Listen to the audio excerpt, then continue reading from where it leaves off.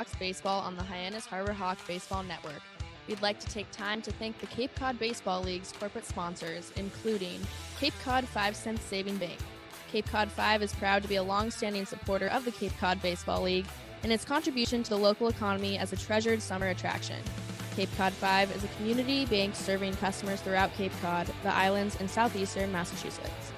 Founded in 1855, the bank's mission is to enrich the lives of those it serves while contributing to the health and vitality of its communities.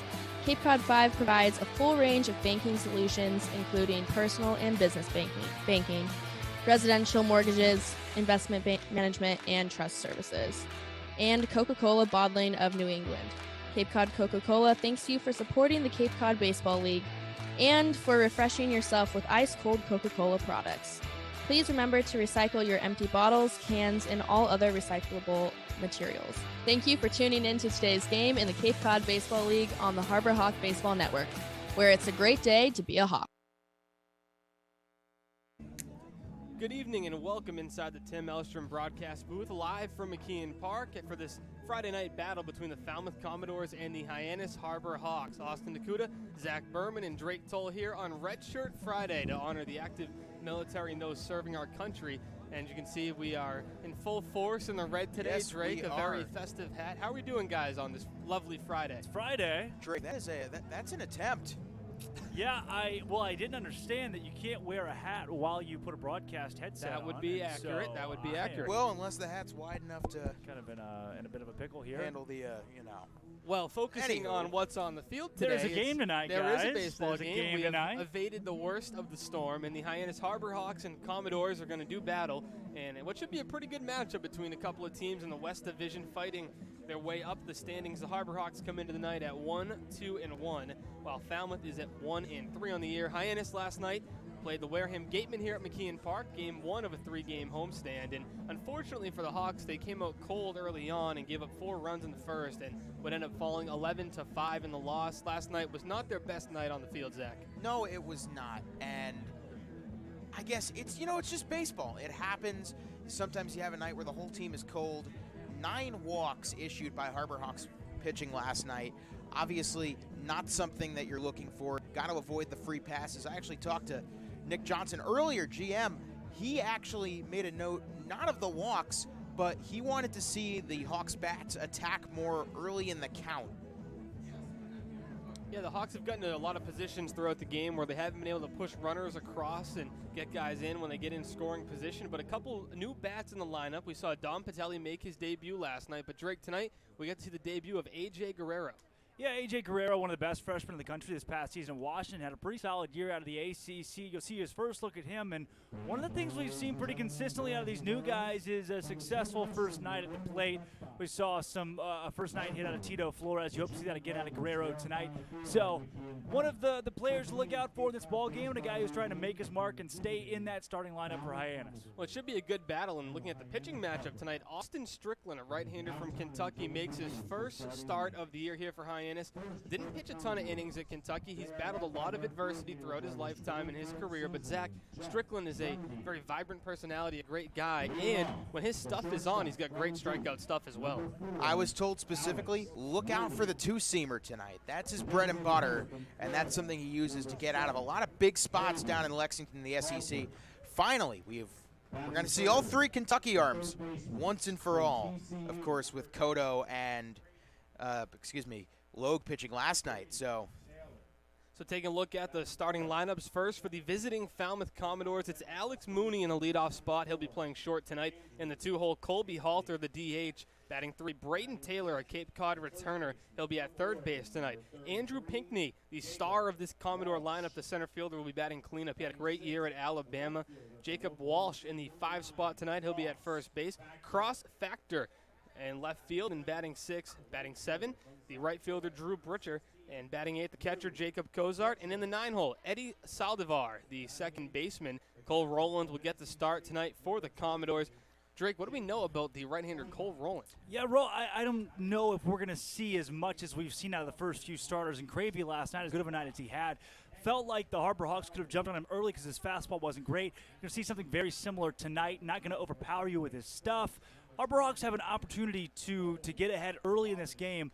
if you can chase him quick, you get the bullpen, and by Game 5, a lot of these bullpens are still reeling a little bit and trying to find their new arms they can trust later in the year, and you're going to see that tonight in Falmouth if, again, Hyannis can get hits early in the game.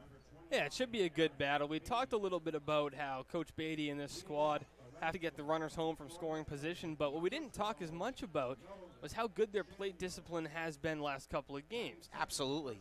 Working counts late. A lot of 3-2 pitches we've seen thus far, but like I said earlier, jumping on fastballs as opposed to waiting for those breaking pitches. Maybe that's something that you're going to see the wood bat adjustment start to kick in, as you know, in college these guys can wait to sit on some of these breaking balls, and you know, everybody throws a breaking ball in college, but once you get out to the competition that the Cape League brings, a lot more pitchers are using these fastballs, and you have to figure out a way to catch up. And looking at the runs scored in the West Division, Falmouth with just 8 runs crossing the plate on the season. Hyannis with 10.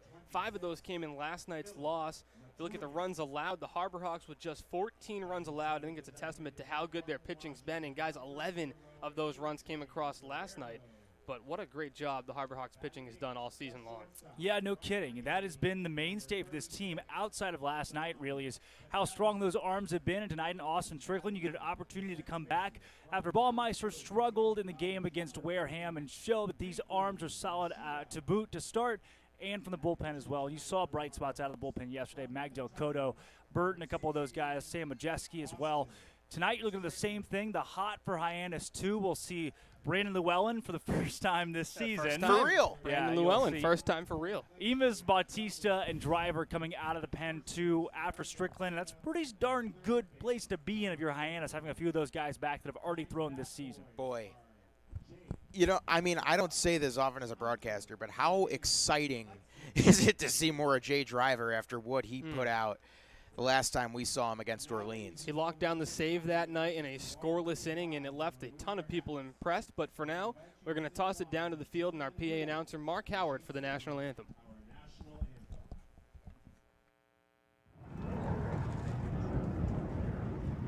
Oh, say, can you see by the dawn's early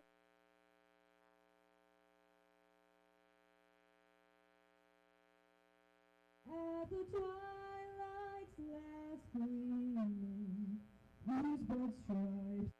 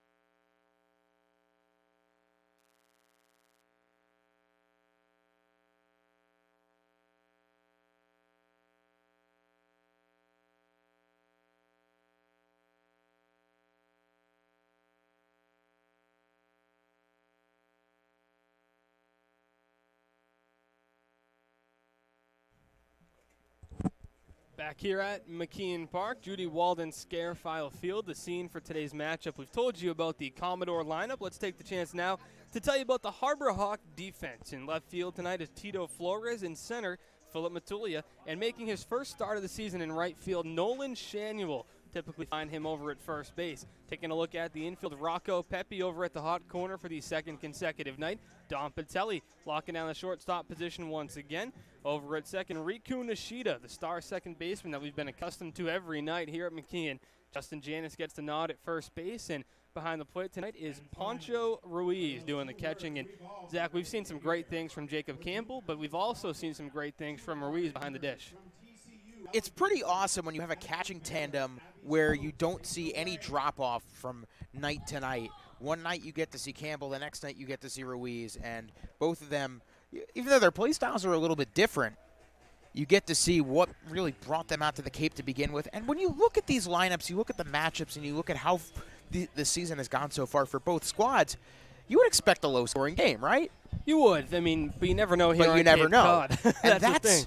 And that, to me, makes me think tonight, on a night like tonight, expect the unexpected. I just said tonight 3 times in the span of about 30 seconds. Well, tonight's the night that Austin Strickland takes a bump, and as we see him getting going with his warm-up, tosses that Kentucky blue glove, and the right-hander, as you mentioned, Zach, a good 2-seam fastball. Making his first start, had to wait a couple of days here as we go almost through the rotation here. We saw Brody McCullough on opening day with 5 perfect innings, followed by a great outing by Ty Good. Austin Amaral was sensational as well, and then Baumeister struggled a bit, but he showed you why he's going to be a top arm in the Cape. Got ahead of a lot of hitters, 1 and 2 in the count, and almost put some guys away, but I'm sure his next start we'll see a lot more from Baumeister, but still not a bad start from him to get ahead of a lot of guys and throw some strikes. Absolutely. After tonight, there's only one guy in the starting rotation at the moment who we haven't seen, and that's Fincher coming in tomorrow night. He'll be tomorrow night's starter, and then Sunday, the doubleheader in Harwich. I do have confirmation that it is Brody McCullough starting game 1 and Ty Good starting the nightcap out in Harwich. What a duo that's going to be is the McCullough and Good combo. And borderline unfair. Unfair. That's a good way to put it, Zach Berman. When you combine their 2 starts from their first time through, it's 9 innings and I don't think any runs from you got a guy in McCullough that's going to be pumping mid-90s fastballs, and you take that, and then right after, it's only, of course, 7 innings with these double headers. Yep. And then the next night, the next game, you switch to the 12-6 curve that Ty Good's been pumping out. You got to think the hitters in Harwich are going to be off balance all day. Well, that's what you would hope, and we hope to see some off-balance hitters from the Falmouth side as well tonight. And leading it off for Falmouth is the shortstop, Alex Mooney. Comes to us from Duke University, drops down a bunt to third. Here comes Pepe, bare hand, throw to first in time. Nice play by the Juice Rabbit. There we go. That's a way to start the game. Rocco, we saw him in left field to start the year, but comes in. He's played some third at Long Beach State, and that bare hand play looks like he's been doing it on a daily basis. Wow, that was solid from Rocco, and you mentioned it. First time in the hot corner was yesterday, and he comes out to his first play today, the bare hand, and you're not catching Rocco Juice Rabbit Pepe off guard. No, you're not, and now Colby Halter will attempt to get on base here for the Commodores. 1 pitch, 1 out to start things off. Here, Halter at the DH spot tonight. First pitch from Strickland. Won't find the zone, just a bit low.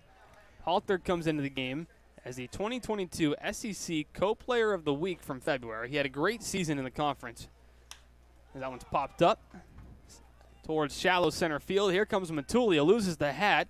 But it's Tito Flores sliding in from left to make the catch, and that's an eventful out number 2. How about that? 2 quick outs to start the game, and after yesterday, there's nothing I'm sure Coach Beatty and this entire Harborhawks organization would like more than some quick outs. Of course, it took multiple walks and 4 runs across before we saw an out recorded by Harborhawks pitching. Huh? First 6 batters reached the plate, reached base safely, that is, in big battle against Wareham yesterday. Braden Taylor stands in now, the third baseman from TCU, and he takes a called strike. Here comes Strickland ahead in the count, 0-1. TCU, that's no fun, huh? Not a Horned Frog fan? No, us Baylor Bears are trained not to be, it turns out. Hey, 61-58. That's the first thing that comes to mind. Tried to get the corner, but no call, says the home plate umpire, 1-1. And, of course, we have a Baylor producer and a TCU producer behind us. So, oh, wow. We got quite the battle in the press box today, as always. Here comes Strickland on the 1-1. Breaking ball, finds a zone, and Austin Strickland is in the zone early, and he's ahead 1-2. You know, Drake, we were talking on the drive over to Chatham. TCU's fight song, you said, is just like, it's not English. Well, it's not their fight song necessarily. It's their chant. The riff ram chant thing is just, it's pretty much different. It's like you put a 3-year-old in front of a microphone. Fastball cut on and missed, and Austin Strickland makes his Cape debut by retiring the side in order. The Hawks coming up to bat in the bottom of the first inning when we return on the Harborhawks Baseball Network. I'm sideline reporter Bria Losick, and this is a broadcast of Hyannis Harborhawks baseball on the Hyannis Harborhawks Baseball Network. We'd like to take time to thank the Cape Cod Baseball League's corporate sponsors, including Cape Cod 5 Cent Saving Bank. Cape Cod 5 is proud to be a long-standing supporter of the Cape Cod Baseball League and its contribution to the local economy as a treasured summer attraction. Cape Cod 5 is a community bank serving customers throughout Cape Cod, the islands, and southeastern Massachusetts. Founded in 1855, the bank's mission is to enrich the lives of those it serves while contributing to the health and vitality of its communities. Cape Cod 5 provides a full range of banking solutions, including personal and business banking, residential mortgages, investment management, and trust services, and Coca-Cola Bottling of New England. Cape Cod Coca-Cola thanks you for supporting the Cape Cod Baseball League and for refreshing yourself with ice-cold Coca-Cola products. Please remember to recycle your empty bottles, cans, and all other recyclable materials. Thank you for tuning in to today's game in the Cape Cod Baseball League on the Harbor Hawk Baseball Network, where it's a great day to be a Hawk. Bottom of the first inning, just moments away as the right-handed pitcher Cole Rowland finishes his warm-up tosses. Let's take you through the Harbor Hawk lineup today. It's Nolan Shanuel back in the leadoff spot, the right fielder we just saw in the top half of the first inning. Justin Hyannis batting second today. The third baseman, Rocco Pepe, back in the 3-hole. Batting cleanup, the catcher, Poncho Ruiz. He's got some good pop in his bat. Batting 5 today, Tito Flores, a left fielder. In the 6th spot, the center fielder, Philip Matulia. Batting 7, A.J. Guerrero making his Cape Cod debut. He'll be at the DH position today. Dom Patelli at shortstop and in the 8th spot. And once again in the 9-hole, Riku Nishida, the second baseman. Guys, I'll tell you, we mentioned it last night. Riku Nishida being in the 9-hole, I'm still not the biggest fan of it. That very first at-bat, he's good for taking 10 or 11 pitches off of a starting pitcher. When you have to start the game that way, it's always a struggle. Him in the 9-hole, we'll see how that backdoor leadoff hitter helps Hyannis. But last night, didn't work out too well. Yeah, we'll see if that situation comes up again where Riku's on base for the top of the order. It happened once last night where Shanuel got up with the speeding Riku over on first. And now Shanuel digs in for the first pitch of the night from Rowland is sailed high and outside for a ball. Beautiful night now for baseball. It didn't start that way. Had a rainstorm come through here from just after 4 until about 5:30 or so as Shanuel swings and lifts that one to left center field. Drifting back is Mooney, and he'll make the grab for the first out. Yeah, no, there's still a little. It's still a little bit slick in the outfield. We saw when Tito Flores slid to make that grab. Saw a little bit of mud get kicked up. It's a little. Field's still a little glistening, so to speak, but, you know, now with the sun out, it makes for quite the backdrop and what's turned out to be a pretty beautiful Friday night. Justin Hyannis, the first baseman, steps in for the first time of the night, and he takes a ball. Rowland starts the first 2 batters off with a ball. I bet it's still gloomy in Wareham. I've never seen Wareham not gloomy, honestly. Poor Wareham. Catching strays here. You don't have to say poor Wareham. They have a Chili's. They're not. They got it good. It's fouled back, 1-1. If having a Chili's. Yeah, is that your basis? There's a Chili's in Duluth, I'm pretty sure. First inning, we already have a Duluth shutout. Kalamazoo? Yep. I feel like we have to keep a list of, like, random American cities that catch strays over the course of our broadcast. Oh, that's good. Most of them have Northwoods League teams. I think that's the commonality. The 1-1 on its way. Breaking ball. Gets the corner. 1-2. Of course, pretty big news in the Northwoods League today that they are actually DraftKings has live odds on Northwoods games now. Cape League's going to institute that tomorrow. I don't think that's going to happen anytime soon. The 1-2, another breaking ball. That one too high for Hyannis, and the count evens up at 2 apiece.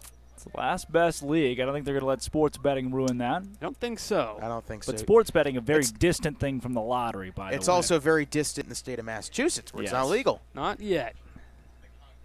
Here's the 2-2 on its way from Rowland. Another breaking ball. That one also too high, and the count moves to That full. almost broke in. That almost got the corner of the plate when it looked like it was almost headed for Janice's right shoulder. He's got some impressive late break there. Hyannis working the count early. Good reason he's in the 2 spot for the Harbor Hawks on almost a nightly basis.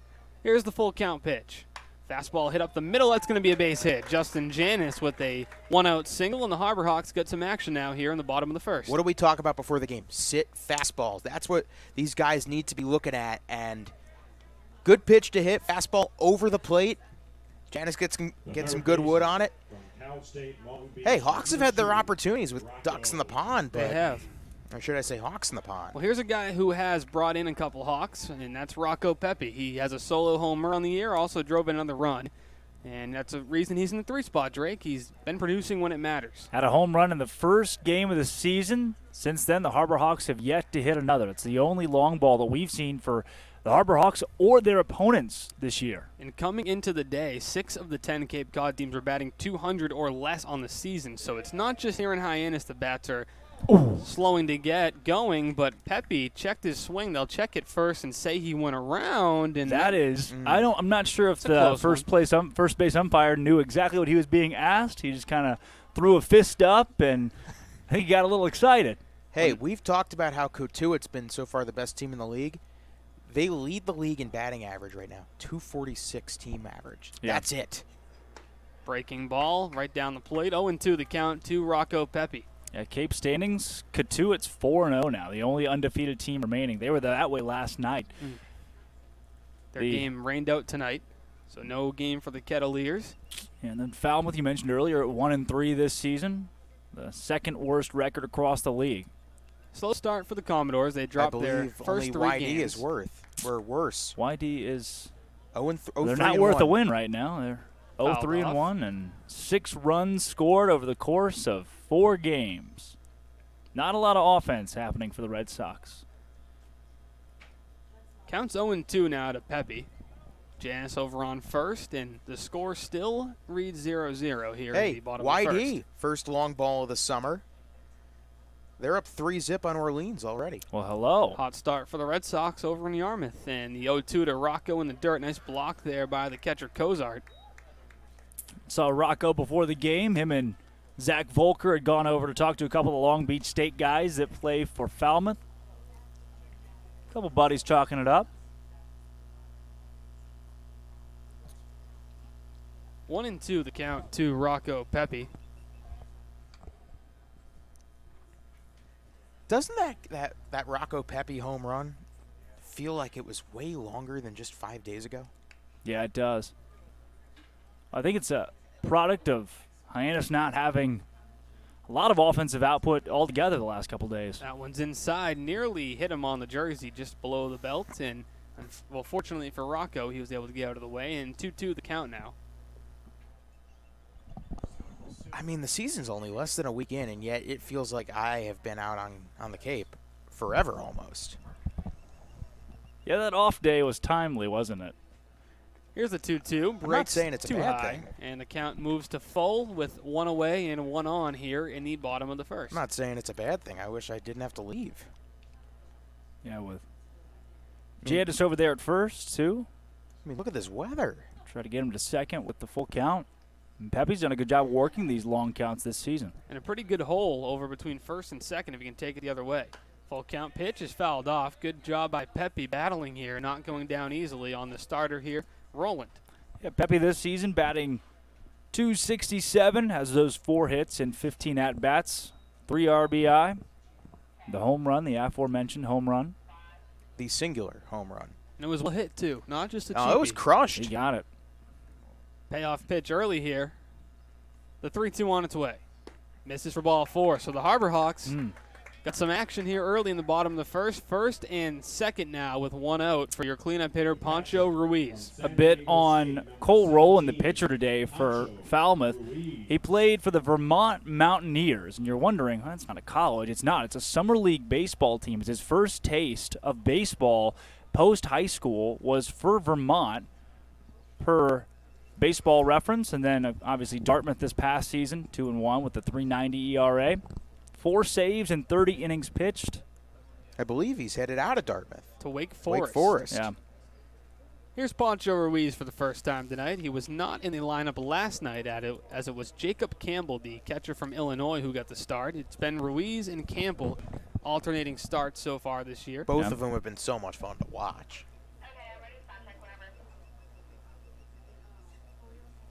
Looks like Cotuit was the only game that was rained out in the Cape tonight. Yeah, it appears that way. We may be able to get all of them in. Surprised they called it. They must have gotten much more than we did, as the sun has now come out here.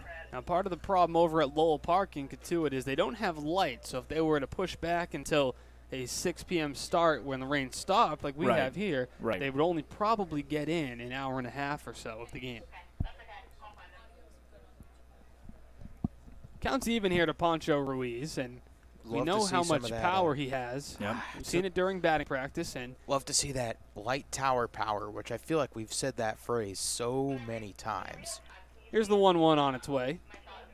Just misses the zone. That's a good pitch, though, from Roland, the one that you'll get a lot of swings and misses on, but not today from Pancho. Here's your fun fact about Roland. Birthday April 3rd, 1999, meaning he's 23 years old and 75 days. One of the older pitchers that you'll see on Cape. And we talked about it, that first taste of baseball after high school, according to Baseball Reference, was at the age of 22 for Vermont in the Summer League. Breaking ball finds the zone at 2-2. I have questions. Lots of questions. I have lots of questions Not reading sure if I have answers. his up and down. Native of Duxbury, Massachusetts. Yeah, okay. So freshman season missed with an injury. Sophomore season did not pitch, COVID. Yep. Junior season, Of course, the Ivies didn't Right. play. so this guy He's been through the ringer, not unfortunately. played very much baseball over the course of the last few years. The 2-2 in the dirt. It gets away from the catcher Cozart, and the Harbor Hawks will now have runners on second and third with still one away in the bottom of the first. Boy, I'm gonna knock on wood as I say this, but it would behoove the Harbor Hawks to score a run here. Runner on second, runner on third, only one out and a full count on one of your best hitters in Pancho Ruiz. The opportunity's here, and this is where the Harbor Hawks have missed the last few days. Here's your chance to get on the board early and take an early lead.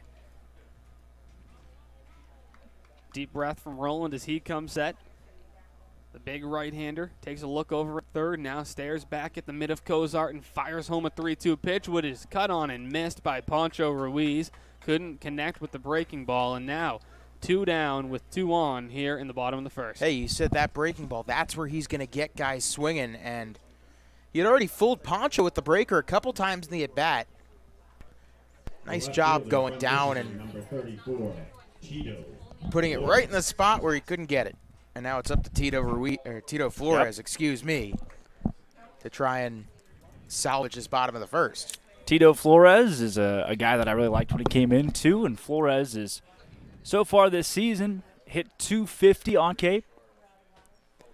Would be big for Hyannis to get a run in here, as Roland's already thrown now 23 pitches in the inning. Would like to chase the starter early, maybe send him packing like the Gateman did last night to Baumeister. Pretty Check this quickly, out up in the circle. You got Phil Matulia swinging with 2 bats, not 1.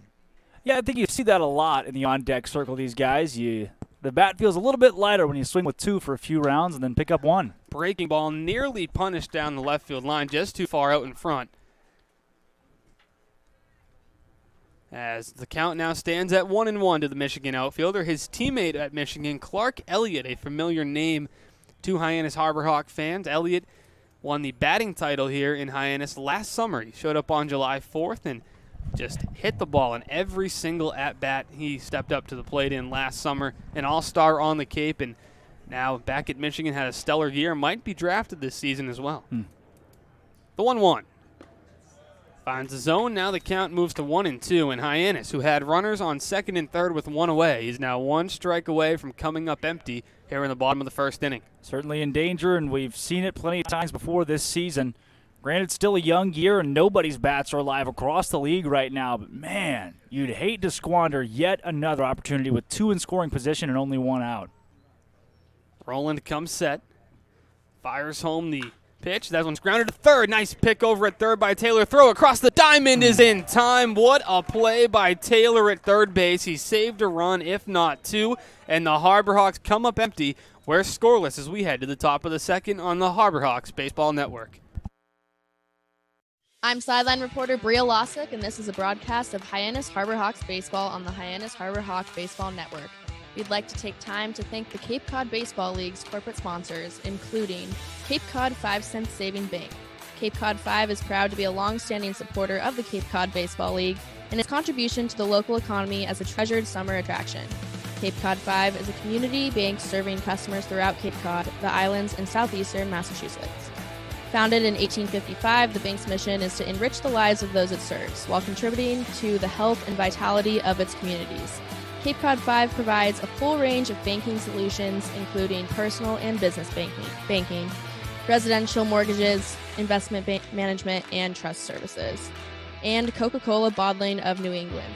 Cape Cod Coca-Cola thanks you for supporting the Cape Cod Baseball League and for refreshing yourself with ice-cold Coca-Cola products. Please remember to recycle your empty bottles, cans, and all other recyclable materials. Thank you for tuning in to today's game in the Cape Cod Baseball League on the Harbor Hawk Baseball Network, where it's a great day to be a Hawk.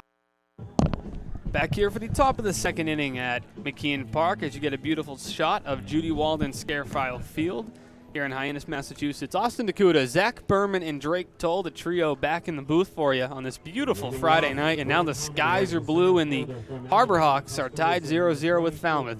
Hey, man, the only reason they are tied, not at all the fault of Tito Flores, who got some good contact there, but what a play by Braden Taylor, making a ball hit deep into the hole on the third base side. That was almost effortlessly it's a played future by Taylor. major leaguer making a major league play. Here comes one of the most decorated hitters on the Cape this summer. That's Andrew Pinckney. He's at Alabama with a redshirt sophomore. Played in all 58 games this year with 56 starts. He split some time between right field and center, and that's where you'll find him tonight for the Commodores in center field. Ahead in the count 2-0 against Austin Strickland, who worked day 1, 2, 3, top of the first. Here's a 2-0. Fouled off of Pinckney, and the count moved to 2-1. One of the interesting traits and stats of Pinckney is not only is he an accomplished hitter who batted .303 at Alabama, he had a 1,000 fielding percentage across 117 chances. He did not make an error. Wow. Had 18 multi-hit games. Is that good? I would say that's good. Yeah. I wanted to get it from you first. Okay. Just make sure. Yeah, I'd say so. In my humble opinion. Yeah. 0 for 4, though, in his first appearance. So. Cut on and missed, and that makes him 0 for 1 tonight as Strickland's got his second punch out of the ballgame. 0 for 5. Can't believe I forgot to bring this up. Pinckney and Strickland have faced each other before in the SEC. Big Pinckney now 0 for 2 against Strickland in his career. Huh. Well, Strickland's got his repertoire working early tonight. Not only that fastball, but that breaking ball. He didn't have a ton of innings logged at Kentucky this year, but Strickland is a guy who has a ton of talent, and when his stuff is working, it's nearly unhittable. That one's grounded to second base. Riku Nishida moves over, throws to first in time by plenty, and that's 2 quick outs here in the top of the second. Efficiency so far has been the name of the game for Strickland, as he is working fast, and after last night, I think you can't ask for much more right now. Here comes one of the first-team all-name players here in the Cape League. That's Cross Factor, the left fielder. And, I mean, what a season he had. Factor comes into the ball game at 2 for 14 here on the Cape, but as you said, Zach, at Oklahoma City U, he hit .525 in 53 games. That is not a typo. .591 on base percentage. He'll pop that one foul. And an OPS of 1,746. 30 home runs. Here's your fun fact. Let me throw this out here, guys. Cross Factor, 24 years of age and 182 days. Noticing a trend with the Falmouth players? A little bit older, a little more accomplished Veteran statistically. leadership. An experienced team for sure. Yeah, that one misses below the zone, but to hit .525 no matter at what level, you have to be a serious star. Factor has gone from Cowley University in Kansas to Oklahoma State, now to Oklahoma City University. With these numbers and him batting in the middle of this lineup tonight, right at the 6th spot, he could be an X factor here tonight for the Commodores. That one's flied to right. Here comes Shanuel making his first start of the year in right field and puts it away with ease. So the Commodores 6 up, 6 down as Austin Strickland looks sensational in his debut. We're scoreless heading to the bottom of the second on the Harbor Hawks Baseball Network. I'm broadcaster Drake Toll, and this is a broadcast of Hyannis Harbor Hawk Baseball on the Hyannis Harbor Hawk Baseball Network. I'd like to take time to thank the Cape Cod Baseball League's corporate sponsors, including Curry College. Curry College is where you go to become anything you want. Curry prepares students to engage in successful careers with learning beyond the classroom. Explore undergraduate programs, NCAA Division III athletics, and continuing education and graduate studies, including fifth-year master's programs at curry.edu. Franklin Sports. The Hyannis Harbor Hawks would like to thank Franklin Sports for their sponsorship of the Cape Cod Baseball League. Franklin is yet again the proud official batting glove sponsor of the Cape Cod Baseball League. Throughout the summer, all 10 Cape League teams are wearing their own custom team batting gloves, courtesy of Franklin Sports. Cape Cod, to the major leagues, only the best hitters in baseball wear Franklin gloves. Thank you for tuning into today's game in the Cape Cod Baseball League on the Harbor Hawk Baseball Network, where it's a great day. Bottom of the second, just moments away here at McKeon Park. Austin Nakuda, Zach Berman, Drake Toll live from the Tim Elstrom broadcast booth overlooking Judy Walden Scarefile Field, as it's going to be 6, 7, 8 due up here for the Harbor Hawks. Philip Matulia, AJ Guerrero, and Dom Patelli looking to get things going against Cole Rowland. I did want to note before the at-bat ended, Cross Factors high school coach at Yukon High in Oklahoma, his name, Kevin James. Former actor, Paul Blart Mall Cop. Former actor He's who in also... that one TV show. What was the TV show with Kevin James? It was Mike and Molly. Mike and Molly. And also former coach of the New Orleans Saints, as Austin noted. Kevin James. Well-traveled actor, What a career. Kevin James. I mean, he's done it all. Coached baseball, coached football. Look at him go. He's saved a mall or two. Two, actually, right? Yeah, Is it I three think now? there Is was it three? And he also enjoyed his day at Water Whiz while filming Grown Ups in Wareham, that's right. Massachusetts. That's not too far from here, just off the Cape. I've seen it. We drove by it. Own two eyes. First pitch of the inning to Philip Matulia is a breaking ball that misses. 1-0 the count to the LA Tech outfielder. Boy, you know Cole Rowland probably feels thankful to have gotten out of the jam that he was in the top of the first inning, and see if the Harbor Hawks can push that envelope again here. He'll be buying Braden Taylor a round of golf on their day off on Monday. That's for sure. Mini golf. Round of mini golf on Cole Rowland. I hear 1-1 the count. the best mini golf park in the area is actually off Cape, 20 minutes or so from Wareham. Oh. There's a lot to choose from, by the way. There are. You know, there's some good ones in southeastern Massachusetts Yep. I've heard of. Speaking of Rumor good has things it. in Rumor southeastern Massachusetts, did you know the scoreboard here at McKeon Park is the largest baseball scoreboard in southeastern Massachusetts? I did not, but that is an incredible statistic. You there, knew Drake that. Toll. You knew that, right? I knew that. May have heard it. Yeah, okay. Just making sure. Matulia behind the count 1-2. Or was it southwestern Massachusetts? I don't At think least Southeastern, on the Cape, southeastern. and we At least haven't on the Cape. the southeastern area. I mean, what's competing with it? 9 of the teams. Breaking ball misses too high. He's thrown that pitch a bunch tonight, but hasn't been able to get it low enough in the zone. Barnstable High School's got a pretty nice scoreboard over there on their brand new baseball field. Definitely Chatham, in the competition. of course, Chatham's only your normal auxiliary scoreboard.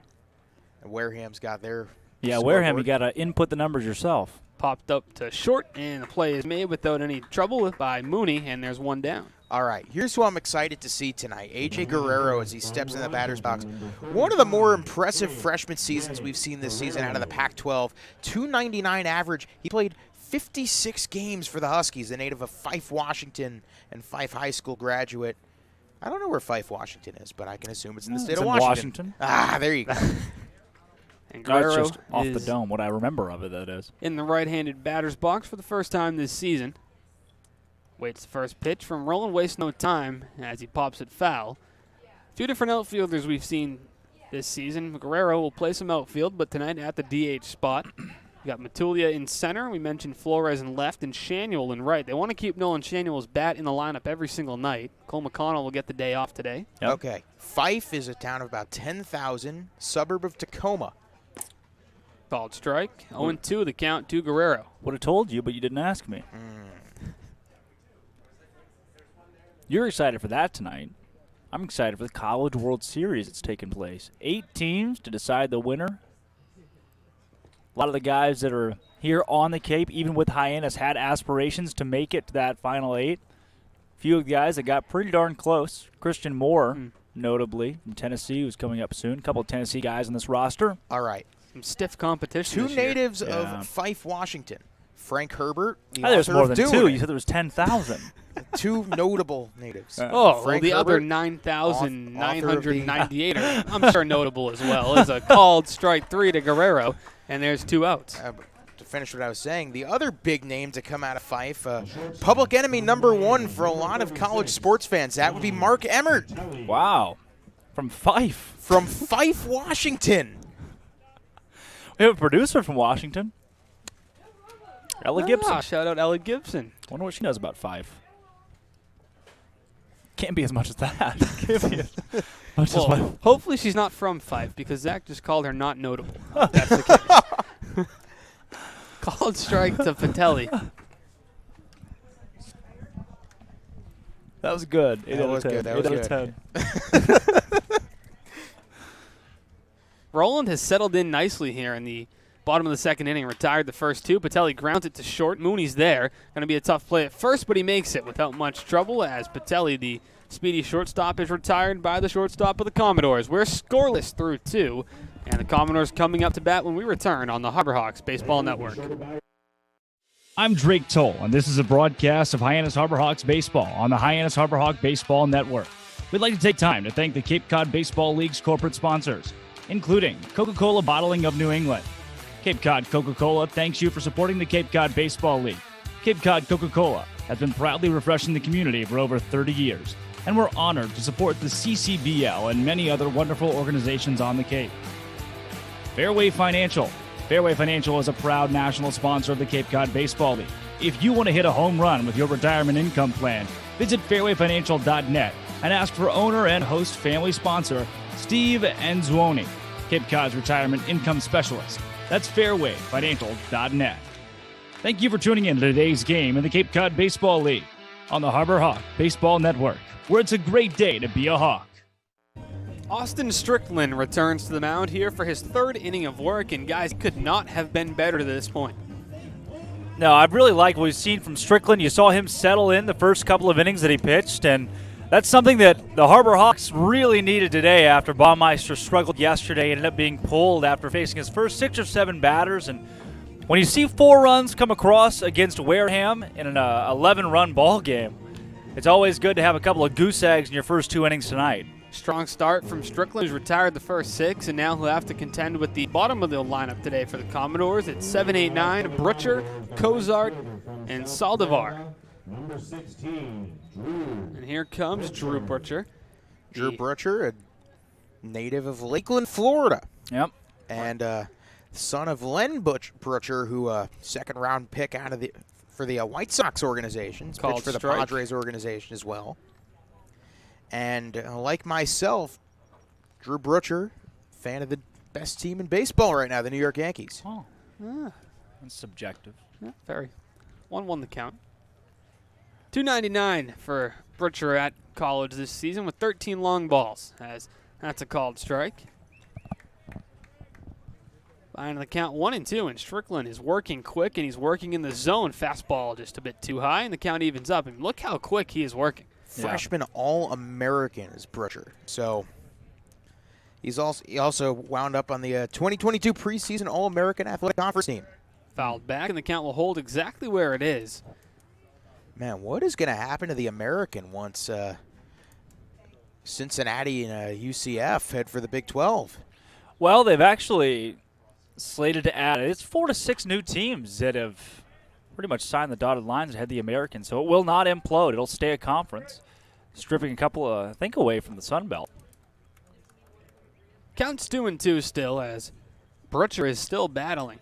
In the left-handed box, the 2-2 pitch is hit on the ground to Nishida to his left, slides, gets up, throws to first with ease. Riku Nishida is a human highlight reel at second base. Come on. People say Van Gogh is dead. That is a painting in action. What a play. Oh, my And you know how Van Gogh uses like the it's not realism. What is the word? Impressionism? Impressionism, right? It's not perfect. What Riku Nishida does is he's got a lot of moving parts going on, but in the best way. Very fluid. That misses outside, and it's Jacob Cozart, the catcher for the Commodores. He made 42 starts in 52 games behind the plate last season at college. Well, hey, Drake, you were right. The AAC is not imploding. They're adding UAB, Florida Atlantic, UNC Charlotte, University of North Texas, Rice, and UTSA. Swung on and Pretty missed. good haul. 1-2 the count to Cozart. And Jacob Cozart comes from an athletic family, much like many of the players here in the Cape Cod Baseball League. His brother Caleb is a sophomore at North Carolina on their baseball team. The 1-2 is cut on and miss. Austin Strickland, and that's out number 2, Poncho. Yep. Not there you going go. He anywhere was just yet there. Yeah, he Mr. was trying to Ruiz. remind Rocco Pepe. He's congratulating the infield on the out just from close proximity. Number 5, Eddie You know, Strickland, too, will top out of the fastball about 96, but obviously sits a little bit lower than that. His off speed is going to come in 78 to 82 range. He'll run up the change up to 86, though, and there's a really nice pitch in the outside half. Eddie Saldivar, a teammate of Rocco Pepe and Zach Volker at Long Beach State. They were chopping it up before the game during the, not rain delay because we still started on time. Right, but it felt a lot like a rain delay It did. since Falmouth never took BP today, Nope. and their bus was late. Nothing was happening for about an hour and 15 minutes Yeah. besides a lot of football being tossed around Right. and a lot of conversations going on. Some in the candid field. shots being taken of players, you know. Just great having a day. Good photo shoot, I got to Yeah. tell you. How about, how do you feel if you are second worst in the league in run production and you don't get to take BP? Against an SEC pitcher. Right. Just missed the corner. Good spot to go on 1 and 2, but now the count evens up at 2 and 2 with 2 away. So far it looks like Austin Strickland's playing on rookie mode. Yeah. He's been great. And for a guy, as we mentioned a couple times, didn't log a ton of innings at Kentucky. No, he but didn't. to come here in the Cape and start this way has been very impressive. And he's putting up a tough fight is Saldivar in the 9-hole today. Man, we've already seen some impressive plays in the field, both sides. Of course, the bare hand scoop and throw by Rocco Pepe. You got a sliding grab in the left by Tito Flores. Tried the corner again, but just off the edge. Will move to full. Of course, Taylor's ridiculous play at deep third to save potentially 2 runs, and then just Riku being Riku. Payoff pitch here for Strickland. Breaking ball called. Strike 3, and Saldivar jogs back to the dugout while Strickland struts back to the third base side through 3 stellar innings for the right-hander. And the Harbor Hawks are hot to start things off as we head to the bottom of the third on the Harbor Hawk Baseball Network. I'm broadcaster Austin Dakuda, and this is a broadcast of Hyannis Harbor Hawks baseball on the Hyannis Harbor Hawk Baseball Network. We'd like to take time to thank the Cape Cod Baseball League's corporate sponsors, including the Yawkey Foundation. Tom and Gene Yawkey were passionate about the game of baseball. Over their 7 decades as owners of the Boston Red Sox, the Yawkeys greatly invested in youth and amateur athletics in our community. They recognize the important skills baseball can bring to players both on and off the field: cooperation, respect, teamwork, friendships, and confidence. The Yawkey Foundation has been proud to support the Cape League for more than 25 years. The Better Business Bureau. The Better Business Bureau is partnering with the Cape Cod Baseball League this year to help you find a trusted business at bbb.org. Thank you for tuning into today's game in the Cape Cod Baseball League on the Harbor Hawk Baseball Network, where it's a great day to be a Hawk. Roland returns to the rubber for his 3rd inning of work here at McKeon Park, while Riku Nishida will get ready to dig in. It's 9-1-2 here in the bottom of the 3rd inning. Austin Dakuda, Zach Berman, and Drake Toll in the broadcast booth. And guys, this might be part of the reason Riku is in the 9-hole. He's going to lead off the 3rd inning and hopefully set the table for the top of the order. Over under 8 pitches in this ad, actually 7.5. Over under 7.5. I'm actually going to go under. Under, okay. I like how they've been attacking early in the count. Of course, before the game, there is a new team-wide playlist that guys can, request songs to be added on. Riku requested that Michael Jackson be added to the playlist. It was PYT by Michael Jackson was his one. All the players got to add a song, and so we tossed it to Riku, and we didn't know what he was going to pull out of the hat, and he went with PYT by Michael Jackson. Let me tell you, it's one of the stranger songs to hear during a BP. Everyone got to put their favorite in, and Riku ahead in the count 2-0 now. Have you guys gotten to put anything in the playlist? I took a look at it. I did not add anything yet. I wanted to kind of see that I have added something. Wanted to see how everyone else, kind of what the vibe was of the playlist before I added to it. It's something. It's something. I'll leave it Drake, at that. you added Nickelback. I did throw in a Nickelback song in there. Roland finds the zone, 2-1 the count to Riku. I can confirm that as of tomorrow, I believe should our wonderful PA announcer Mark get this taken care of, that Troubadour by George Strait should be in there. The for 2-1. BP.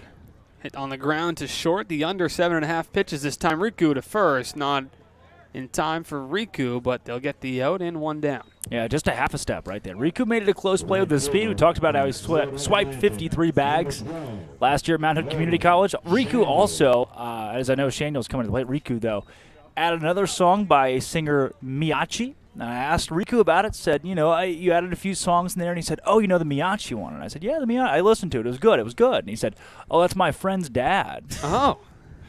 I was just the things you hear pregame from Riku Nishida. Here comes Nolan Shanuel, who's ahead in the count now, 1-0. He popped up to short to start things off in the bottom half of the first inning. I think Riku should replace the Dos Equis guy as the true most interesting man in the world. He keeps things interesting. The 1-0 hit hard on the ground foul just down the first baseline. An empty arm barn so far for the Commodores, so Roland is going to... That's a very respectful way to put that. Yeah, nobody down there yet. Harbor Hawks got a few guys sitting down there, but Falmouth prefers to everybody in the dugout. We're seeing a pretty quick work through this first almost full 3 innings here, especially after last night's ball game that nearly pushed 4 hours. But are we going to beat 2 hours, 6 minutes from the opener? I don't think we'll beat that the rest of the season. I don't really think so either. Hmm. Shanuel's ahead in the count 3-1 now. The star first baseman from FAU made the 25-hour drive here to Cape Cod and blast that one a mile down the right field line, but foul. Just missed it. Just a He got out in touch front.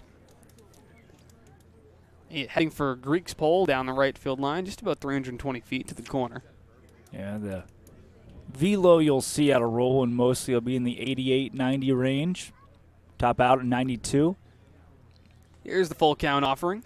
Misses high for ball 4. Nolan Shanuel works a 1-out walk, and that'll bring up the 2-hitter, Justin Hyannis. A great spot for Hyannis to be in right here. Number 13, Justin Hyannis. Hyannis singled in his first at-bat, but was left stranded over at third base. So we'll see if now, with a man on base, Hyannis can replicate his first at-bat of the night. Hyannis came in 4 for 16. Had a run and an RBI this season. For Illinois, though, what a spring. 349 batting average, a 493 OBP. A highly regarded prospect to a lot of teams and a lot of scouts are here to see. Shanuel will get a good secondary, but gets back in time as it stays in front of Cozart enough. Anybody want to take a shot at what the significance of the number 23 is? Strikeouts for Justin Hyannis last season? No, it's Michael Jordan's number. Nice try. Okay, thank you. No, it's actually even better. This is a nut statistic. This is one of the stranger that I've seen. Shanuel skies one to center field. Pretty well hit, but not deep enough. Pinckney is there, and he makes the catch for the first out. A long throw to first. Shanuel's jogging back and gets there. Yep. First thing I immediately notice in the bio on fightingillini.com, Northwoods League postseason All-Stars. They spelled postseason wrong. Oh, tough luck. But 23 was actually how many times Justin Hyannis was hit by a pitch in the spring. 23 times. 23 hit by pitch. Wow. He owned 12 in the Northwoods League last summer and 16 the spring before at Illinois. Well, he does hang over the plate just a little bit, but we got to ask him about that at some He has point. been hit by 41 pitches in college alone, Wow. 16 in summer ball. None yet here on the Cape. None. But we'll see how that progresses. That's a storyline to watch. Pepe grounds one hard to short. Going to be a tough play. The throw to first in time. Wow. A strong throw from shallow left field to end the inning, and we're through 3 scoreless before we make our way even further through this ball game. We're going to send it over to our baseline reporter, Bria Losick. Sideline reporter Blasick, and this is a broadcast of Hyannis Harbor Hawks baseball on the Hyannis Harbor Hawk Baseball Network. We'd like to take time to thank the Cape Cod Baseball League's corporate sponsors, including Cape Cod 5-cent Saving Bank. Cape Cod 5 is proud to be a long-standing supporter of the Cape Cod Baseball League and its contribution to the local economy as a treasured summer attraction. Cape Cod 5 is a community bank serving customers throughout Cape Cod, the islands, and southeastern Massachusetts. Founded in 1855, the bank's mission is to enrich the lives of those it serves while contributing to the health and vitality of its communities. Cape Cod 5 provides a full range of banking solutions, including personal and business banking, residential mortgages, investment management, and trust services, and Coca-Cola Bottling of New England. Cape Cod Coca-Cola thanks you for supporting the Cape Cod Baseball League and for refreshing yourself with ice-cold Coca-Cola products.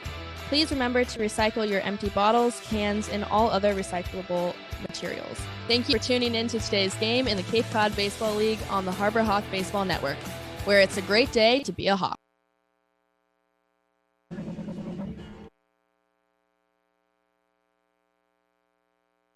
Commodores is a national organization that supports our troops, and in partnership with them, the Cape League asks all home teams to wear a specifically designed red shirt every Friday.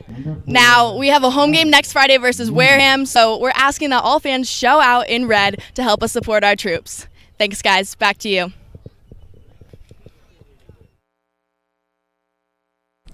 Thank you very much, Bria. Another great update from the baseline, the sideline, the dugout, wherever we want to call it. Yes.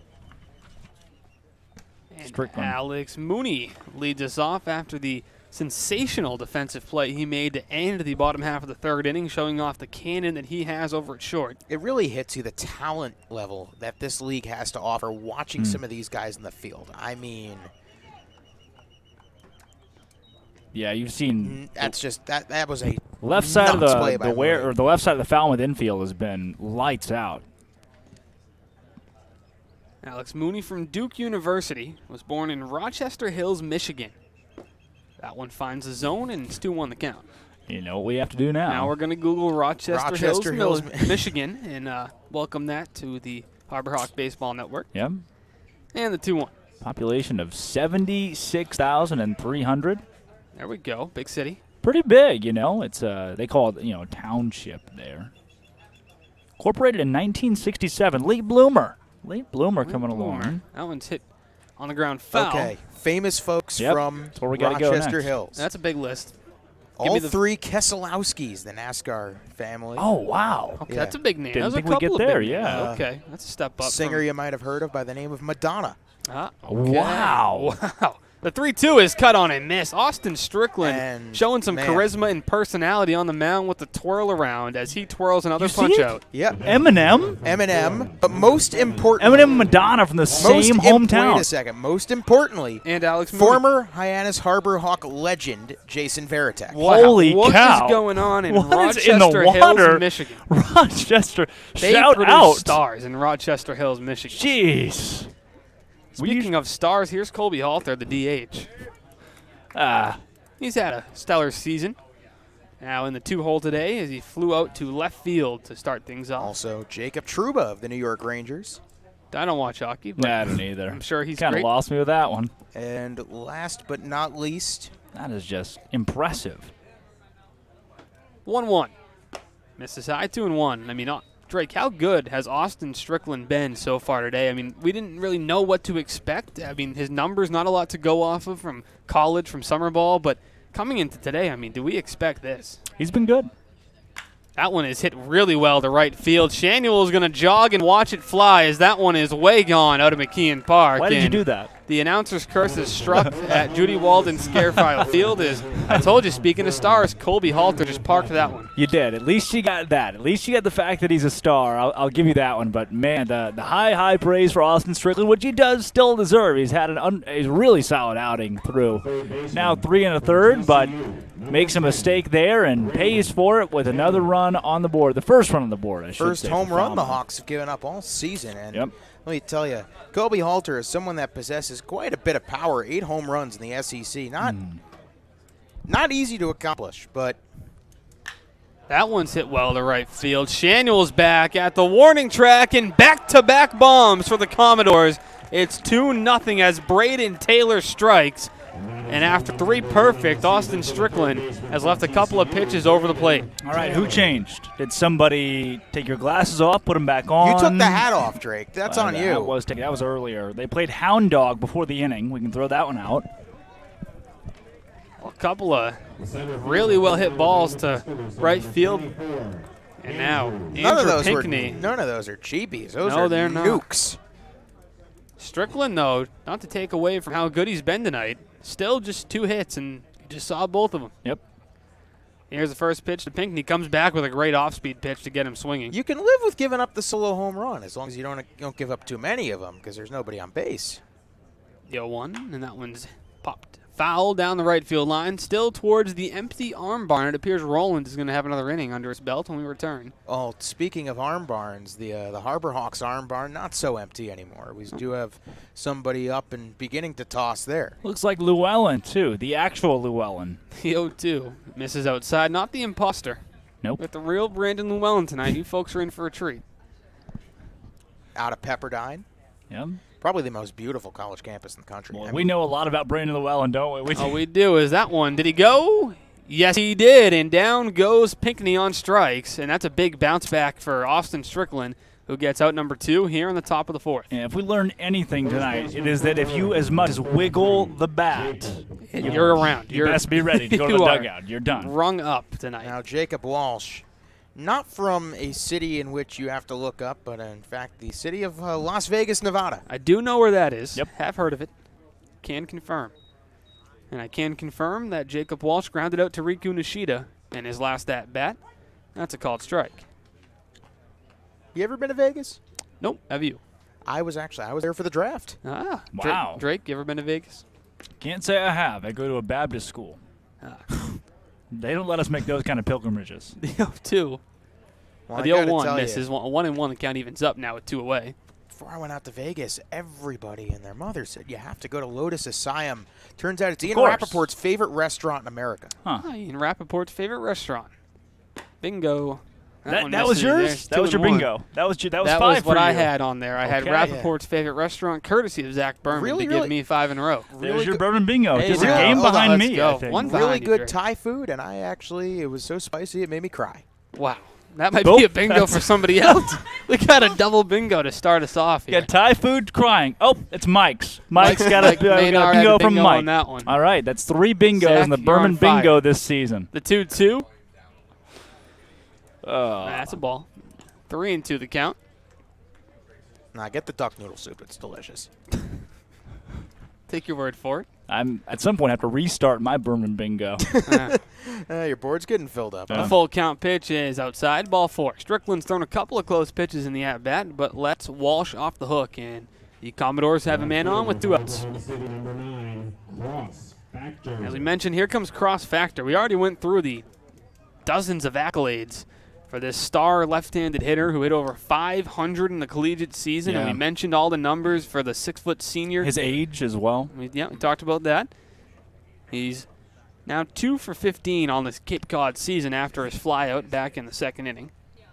Does have a double and a stolen base, and he flies that one to Philip Matulia. It's going to be a tough play on the run, makes the grab in time, loses the hat to end the inning, so Strickland bounces back strong after a pair of solo homers from Halter and Taylor give the Commodores the lead. Harborhawks look to make up for it when we return for the bottom of the 4th. I'm broadcaster Drake Toll, and this is a broadcast of Hyannis Harborhawk Baseball on the Hyannis Harborhawk Baseball Network. We'd like to take time to thank the Cape Cod Baseball League's corporate sponsors, including Curry College. Curry College is where you go to become anything you want. Curry prepares students to engage in successful careers with learning beyond the classroom. Explore undergraduate programs, NCAA Division III athletics, and continuing education and graduate studies, including 5th-year master's programs at curry.edu. Franklin Sports. The Hyannis Harborhawks would like to thank Franklin Sports for their sponsorship of the Cape Cod Baseball League.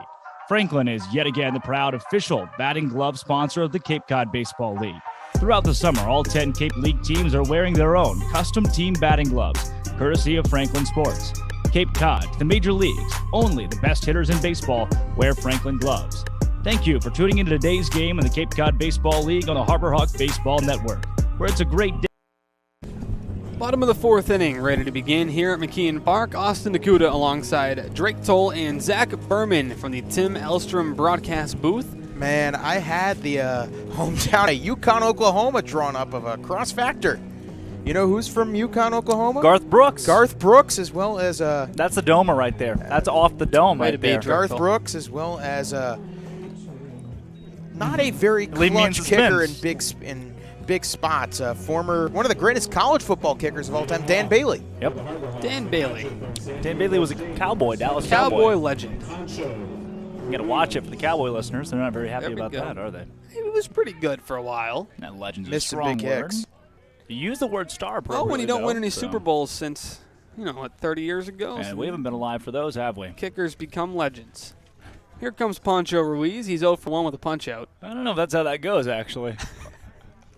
That one's hitting the right center field gap pretty well. Struck back at the warning track. It's one hop the wall. Ruiz is around first, heading for second, and a bobble in right by Butcher allows Ruiz to be in standing, and the Harbor Hawks got an extra base hit to start things off in the bottom of the fourth. All right, guys, over under 0.5 runs for the Harbor Hawks in the bottom of the fourth inning. We'll take Anybody the got, over. anybody got a hammer? You're going to hit that over. Okay. All right, here comes Tito Flores, who grounded out to third, and it was Sports Center top 10 worthy play by Braden Taylor over at the hot corner to end the inning, prevent a run from scoring.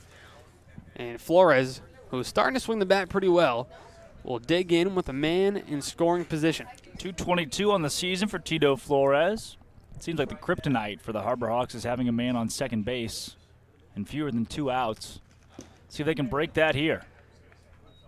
See if Flores can at least move him to third base would be key in this at-bat. Then you set yourself up 90 feet away with 1 out. Yeah. There is some room, too, on the right side. They like to hold on with Saldivar as a second baseman and leave a pretty sizable gap between first and second. And down the first base line as well.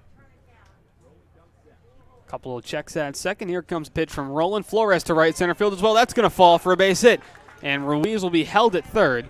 That's probably a wise decision by Coach Beatty, as runners are now on the corners with nobody out. Nice job hitting opposite field by Flores, and maybe not a bit of a coincidence, because Tito Flores, of course, a graduate of Brother Rice High School. You know who else a graduate of Brother Rice High School?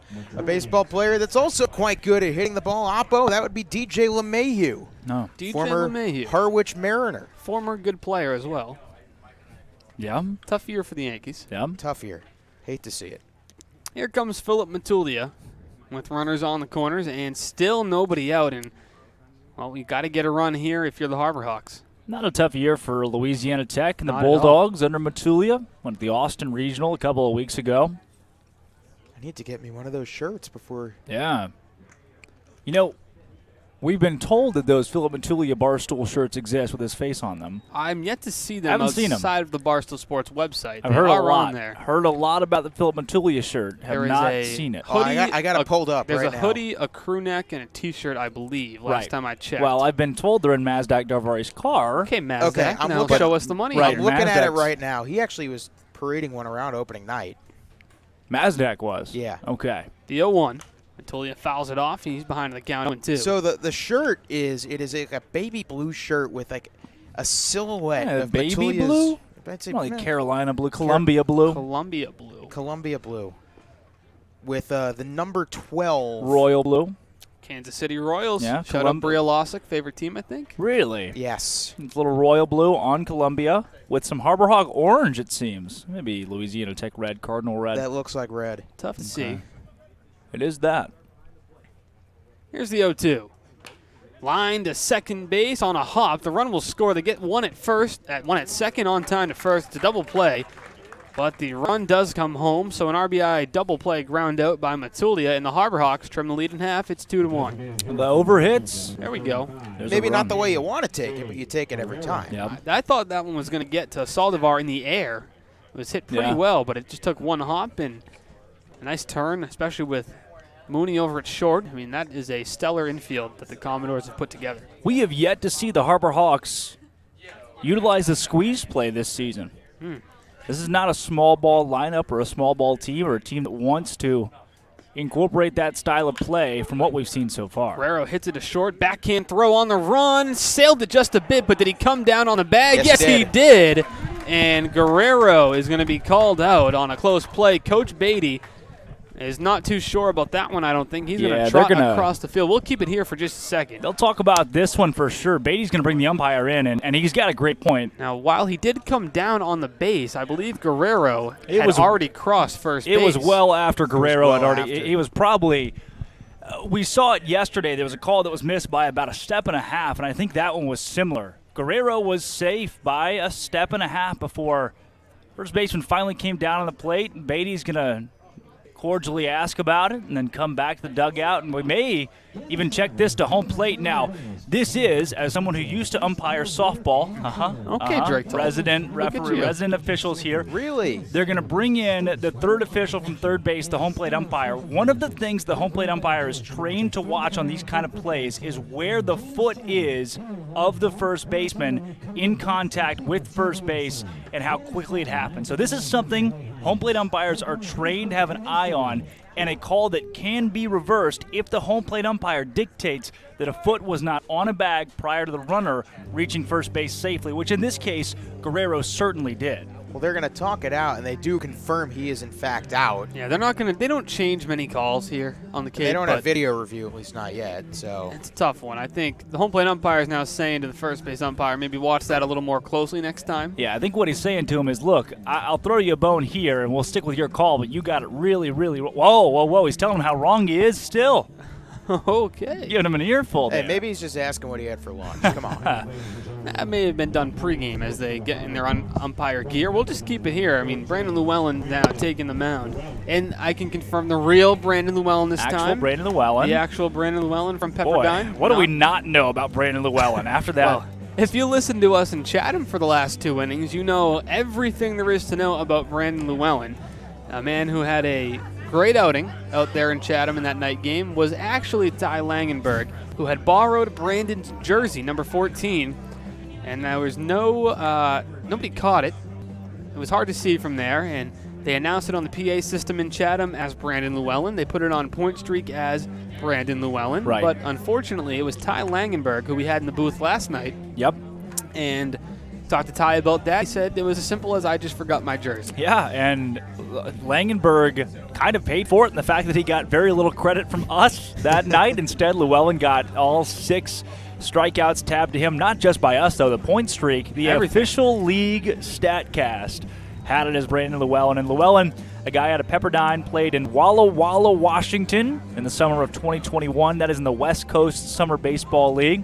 Last year at Pepperdine in the spring, what he put up was a decent spring. At the 4.14 ERA, but 13 games started for Pepperdine. He was their guy, 71.2 innings pitched, allowed 33 earned runs in those innings, had 44 strikeouts in 71 2/3, so not a strikeout guy. But in total for Llewellyn, 20 walks and a handful of wins, too, for Pepperdine. We got to see his first Cape League action here as he makes his debut at McKeon. As this brings up Drew Butcher for the top of the 5th inning. Butcher is 0 for 1 as he grounded out to Riku Nishida, who made a fine spinning play over at second base. Yeah. Here's the windup, and the first pitch of the night from Llewellyn is a called strike as he comes out of the bullpen after 4 strong innings from Austin Strickland. Now, he's going to leave the game with 2 runs and 2 hits, but 2 solo home runs did the damage. Otherwise, Strickland was very, very good here tonight with 6 punch-outs. That's a solid breaking ball there from Langenberg. You really like the late action cutting in there. Yeah. Llewellyn here on the mound. You guys didn't catch it, or maybe you did. I caught it. The 0-2 on the nose. Nice play over at first by Justin Hyannis. He'll take it himself, and 1 up, 1 down for Llewellyn. Now, if the play that ended Pancho Ruiz's at-bat in the last inning was a called out. Well, it wasn't Ruiz, it was Guerrero. That ended Guerrero. Then that right there was an out by about half the baseline.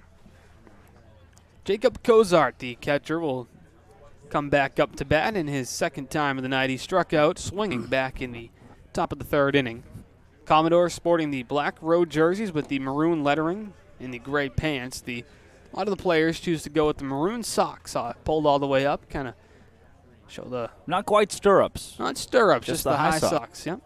Philip Matulia has the high blues on in center field for the Harbor Hawks, and almost every Commodore sports those pulled up socks a little bit. Maybe a team policy. Yeah, typically a sign of baggy pants is what it is, or pants, at Summer League Baseball, you're kind of guessing, too. When you have just, here are the pants that we have, go put them on, I hope they fit. Cozart swings at that one. He's behind 1-2. I played for a coach once who, that was the requirement, where the high socks like that, pants had to be pulled up. And there's a good look. Says you look like a ball player when that's the case. Well, you see, it doesn't look like these pants are pulled up. It looks like the pants are built for the high socks. Cut on and missed. Brandon Llewellyn's got a punch out, and there's 2 down here in the top of the 5th inning. Yeah, it's funny. It's almost like I said that a whole bunch on Tuesday night. Oh yeah, the pants are cuffed right below the knee. They're Right. made that way, and so that would explain why all the players are either in the high socks or the stirrup look. Seems to be a Falmouth team rule. I got to tell you, this is a really strong uniform matchup tonight. I love the Harbor Hawk white on whites at home with the pinstripes and orange lettering, and the Commodores, these are pretty nice as well, the black on gray. Might be some of my favorite uniforms I've seen out of visitors thus far. Falmouth, yeah. They haven't scored a lot of runs this season, but they have great jerseys. They do. That one's fouled off, and the count is 0-2 as Llewellyn, a guy who doesn't punch out a ton of batters, already has one in the inning and is close to making that another one. I will say, though, it was very difficult, especially working radio when, Chatham and Hyannis played. There's a swing and a miss, and it was both blue on white. Yeah. Both teams. Hyannis and Riku and Shanuel all thought that was strike 3, as did we for a moment as they all jogged in a bit. But we'll have to do it again. It's 1-2, as it was only strike 2. Here's the windup in the pitch. That's strike 3. Llewellyn strikes out a pair in his Cape Cod debut, holds the deficit where it is, 2-1 Falmouth, as we head to the bottom of the 5th on the Harbor Hawks Baseball Network. I'm broadcaster Drake Toll, and this is a broadcast of Hyannis Harbor Hawk Baseball on the Hyannis Harbor Hawk Baseball Network. We'd like to take time to thank the Cape Cod Baseball League's corporate sponsors, including Curry College. Curry College is where you go to become anything you want. Curry prepares students to engage in successful careers with learning beyond the classroom. Explore undergraduate programs, NCAA Division III athletics, and continuing education and graduate studies, including fifth-year master's programs at curry.edu. Franklin Sports. The Hyannis Harbor Hawks would like to thank Franklin Sports for their sponsorship of the Cape Cod Baseball League. Franklin is yet again the proud official batting glove sponsor of the Cape Cod Baseball League. Throughout the summer, all 10 Cape League teams are wearing their own custom team batting gloves, courtesy of Franklin Sports. Cape Cod, to the major leagues, only the best hitters in baseball wear Franklin gloves. Thank you for tuning into today's game in the Cape Cod Baseball League on the Harbor Hawk Baseball Network, where it's a great day. Harbor Hawks chasing a run as we welcome you back for the bottom of the 5th inning from McKeon Park. Alongside Drake Toll and Zach Berman, I'm Austin Nakuda. A pleasure to be with you on this beautiful Friday night for Cape Cod League baseball. A day that started gloomy, rainy, windy, a little bit of everything has turned out to be nothing but blue skies. Yeah, really did pan out well. There's no wind. The flag is barely moving in center field. I mean, we're so spoiled with weather out here. Barely a cloud in the sky, But too. even with all the great weather you get out on Cape Cod, this might be one of, if not the best weather games we have had all year. Of the 5, yeah, it's up there. This is going to be tough to beat for the rest of the season. A little humid. Here's Dom Patelli to lead us off as he grounded out to short back in the bottom of the 2nd inning. The shortstop from Miami made his season debut in pretty electric fashion yesterday defensively here at McKeon Park. Flashed the leather all over the park, made a few great plays, strong throws, and now looking to do it with the bat today. Yeah, Director of Operations Mazdak Darvari said that Patel is a season-changing guy, one that comes in and when he does adds a piece that is going to be pretty solid and wins above replacement. Had a couple of grand slams this year at Miami. Has some pop in the bat as well as he's ahead in the count 2-1. Hey, Yeah. a little bit more pop and we got a tie game. 55 hits, 10 doubles to 8 home runs, 45 RBI. Here's the 2-1 pitch from Roland. That one is slapped the other way down the left field line, but foul over to the bullpen, and a nice snag made by one of the Harbor Hawks. It was not Wes Burton, I don't believe. Wes Burton and Magdiel Cotto just walked right under us. Yeah, they have the pass the bucket duties tonight There since we they go. pitched yesterday. Wes and Magdiel. Magdiel's got to get up here sooner rather than later.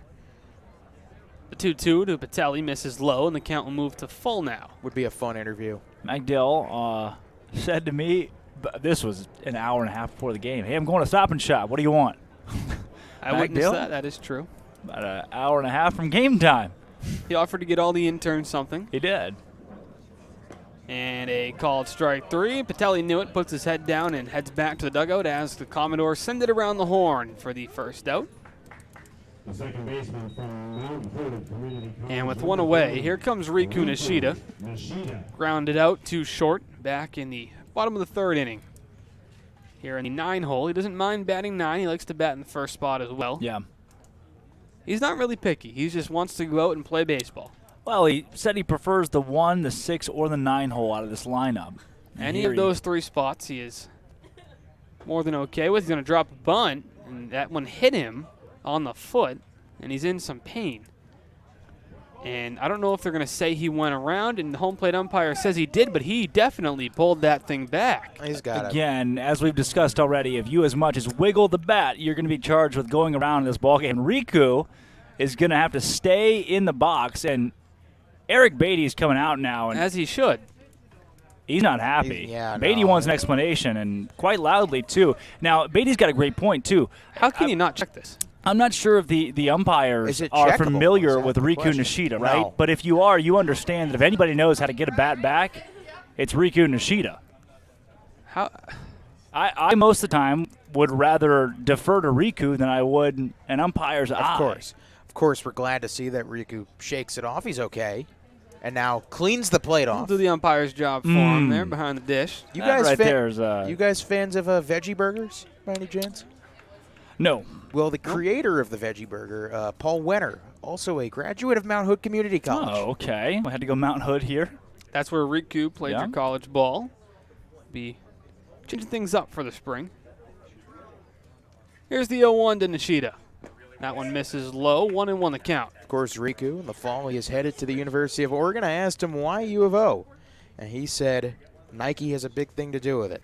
Wow. Of course, Phil Knight, the creator of Nike. Yeah. Phil Knight Classic. Here's the 1-1. Finds the outside part of the plate. I and think that's a strike. 1-2 the count.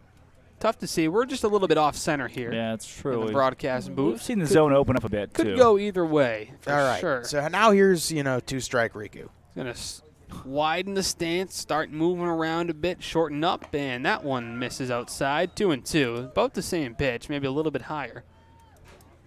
Almost looked like Riku gave a little nod back towards the ump after that. Yeah, Riku is feeling it right now. He's going to work the count here. Roland has been great tonight, though, for the Commodores. The 2-2. That one is fouled off his foot. You heard a fan that was, I think both the fan and Riku were surprised that the umpire Didn't call that. had actually understood that the ball went off of Riku's foot. So Blue had some help on that call, and thankfully. We'll do it again here on 2-2. Now Riku's all the way down on the ground. Now he gets back up. Here's the windup from Roland and the pitch. That one's going to miss for a ball, 3-2. And these pitches aren't missing by much. They're right around the plate, but that. Not many guys in this league are going to lay that pitch off. Right. And Riku knows as he cleans the plate off once more. Yeah, Blake could not be cleaner right now either. Big pitch here for Cole Roland. Here's a 3-2 to Nishida. That one misses for ball 4. What an at-bat by Riku Nishida to work a walk. Comes all the way back from down to the count to battle his way aboard with 1 out. I mean, if you're going to go back after this season and try and explain to someone, how do you sum up Riku Nishida in one at-bat? That's your one. Yeah, Riku's, again, pretty confident that he got hit. He did, and then he pulled back. And so Eric Beatty and Nishida both get the last laugh there, and you can see Nishida is right back to his old ways there at first base, forcing Roland to look over and sweat. Pick-off move, and Nishida's back relatively easily. Yeah, not even close right there. Riku Nishida knows exactly what he's doing. You see him push that lead again, 3 or 4 steps out there. First pitch to Shaniels, pop foul down the left field line. Shaniel will hit the ball pretty well, Feels but like it was he's due. fouled in his at-bat in the 3rd inning. He also has drawn a walk tonight. You just get the vibe that Shanuel is due for a big knock. 158 this season. Told me yesterday he's feeling dangerous, though. These few games, he's feeling dangerous. Don't want to give him what he wants, or he'll make you pay. Here's the 0-1.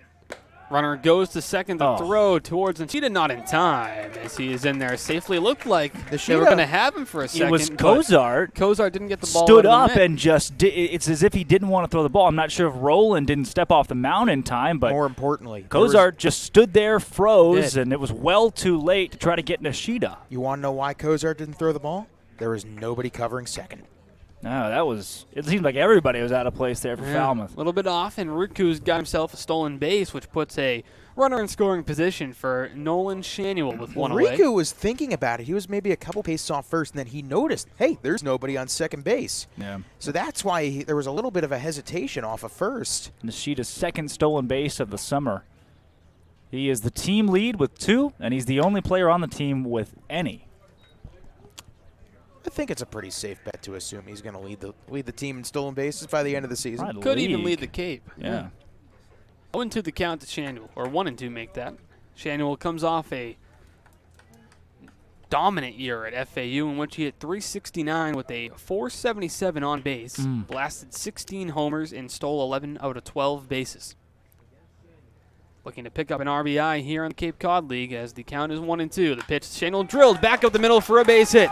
They're going to wave Nishida home, and when he crosses the plate, this game will be tied at 2. Now that right there is a situation where a lot of the guys in this Harbor Hawk roster would have been held at third base, especially with an arm like Pinckney's coming from center field. But Pinckney knew with Riku Nishida rounding third, there was just no way. The throw wasn't worth it, especially with as fast as Shanuel is. Smart of him to hold off, but the Harbor Hawks have knotted things up at 2 here. And How that good does it sequence, feel to just see someone come through with a runner in scoring position? Yeah. You feel like that is just a huge, huge moment for this team. And hey, Nolan Shanuel woke up feeling dangerous, he said. You felt like he was due for a big knock. that sequence is exactly why Riku Nishida is on this baseball team. Draws a walk on a drawn-out at-bat. You're right. Then steals second base and comes home to score from second on a base hit. Exactly what you had in mind when you see Riku Nishida in the lineup every day. Well, here is the real bad news about the Cape for a lot of players is that there's a swath of guys who come up and are just not ready. From day one, you can tell they're not ready for this caliber of baseball, and you'll see they'll start a couple of games and they're off the Cape altogether. Riku Nishida is a guy that no matter what you do out there, he may not look the part. He may look unconventional in the way that he plays baseball, but he is indispensable for this baseball team. You have to come to the Cape and make yourself indispensable, especially if you're a fringe guy that's trying to make his way and stay on one of these teams. Riku Nishida's done that. This team can't go without having him in the lineup this year. Every day. We saw the first couple of games, he had a couple of mishaps. You know, tried to stretch a single into double, got thrown out. He got picked off at first base, but Coach Beatty puts him back in the lineup. Yep. Coach Beatty loves to compete, and Riku Nishida is a competitor and gives you the best chance, as you said, Drake, to compete on a daily basis. That's right. Indispensable player. Nishida this season, too, now batting .250. Not great, but been able to stretch it out, get on base consistently. And that's what this team's MO's got to be, manufacture runs. Hyannis ahead in the count 1-0. Breaking ball misses up in the zone, and now we'll get some action in the Commodore bullpen as Roland has been very good tonight until this inning where he's stuttered a bit on the mound, and it's a left-hander, a southpaw with the stirrups on, throwing down in the right side of the field's arm barn. Not in right field. It's not behind first base. Yep. That one's drilled down towards the arm barn by Hyannis, and it's going to go foul, 2-2. This feels like the at-bat to strike. You have a guy who's on the mound who's a righty, starting to struggle a little bit, and you have a really talented lefty bat up in Justin Hyannis. Yeah. Scores around the Cape right now. YD up 4-1 on Orleans in the bottom of the 7th. They're working quick over there. You have 2-1, Wareham on top of Brewster, and then Bourne leads Harwich 2-0 early there in the 3rd in that one, but kind of a surprising score there, seeing Bourne lead that one already. Of course, Cotuit and Chatham postponed. We're going to get a chance to see a lot of Harwich this weekend in the Sunday Father's Day doubleheader. Yeah. Talking to Mazdak Darvari, said that they're one of the top 2 or 3 rosters on the Cape. They bring a lot of really good stuff, and Sunday's doubleheader, 2 7-inning games. We'll have the call live from Harwich. That one's dribbled down the first base line. The pitcher, Roland, will take it himself, flip on to first for the out. That was the only play he was going to get. Right. As Shanuel moves to second with 2 away. Well, who did Mazdak Darvari say another one of those top 2 or 3 rosters was on the Cape, and that would be the Cotuit Kettleers, so Cotuit definitely has, at 4-0, something going for them, that's for sure. So the Hawks are going to have to see probably the 2 best teams out of the gate on back-to-back days, but while we're not sure what Fincher's going to bring tomorrow, of course he's got pretty high expectations, Sunday, it gives you a little bit of solace knowing you're going to get to see Brody McCullough and Ty Good pitch both of those games. Excited to watch both those guys again. Beautiful starts out of McCullough and Ty Good. Should be another great outing for those two, and to see them on the same day is going to be quite a treat. That's for special. Father's Day. Rocco Pepe at the plate now. You know, the Juice Rabbit, things settled down, right? He had the home run on night one. He had 3 hits, went 3 for 4 in that game against Wareham. He started his Cape season 4 for 8 through the first 2 games, but he quieted down, have a couple of colder games, and that's the nature of the beast here on the Cape. You can't stay hot forever, and the pressure seems to be coming off of Rocco Juice Rabbit Pepe, and maybe that's a good thing. Settling in. Other guys around him are producing a bit more. He's got a chance here for another RBI with Nolan Shanuel, who runs pretty well for a first baseman out on second base. You do have to note, it does seem to be a sign of good things for a team like the Hawks that have struggled to come back in games, that have struggled with runners in scoring position out of the gate, to work their way back from a pretty early 2-0 deficit and tie this thing up. And, hey, still got a runner on second here. Maybe you can go so far as take the lead. Yeah, a hit should do it, too, with the speed of Nolan Shanuel. I'm sure you'll be sitting him as Shanuel runs. Off on the pitch. Pepe pops it up behind the plate. Cozart flips the mask near the netting, and he makes a fine play. Or did he drop it? He dropped it. They'll say he did. It was close, and Cozart can't believe that call. He had it squeezed, but didn't have it held enough, and that's a tough play. Everyone's looking around a bit. The Commodore dugout. Yeah. I mean, from our vantage point, it looked like it was a drop. He did have it squeezed for at least 2 seconds. It's very close, but I guess it's what do you constitute as the completion of a catch? Okay. How about the scoreboard says get loud with a soccer ball on. Let's get it. Here we go. Our director of scoreboard operations behind us, Harrison Myers, has been made aware.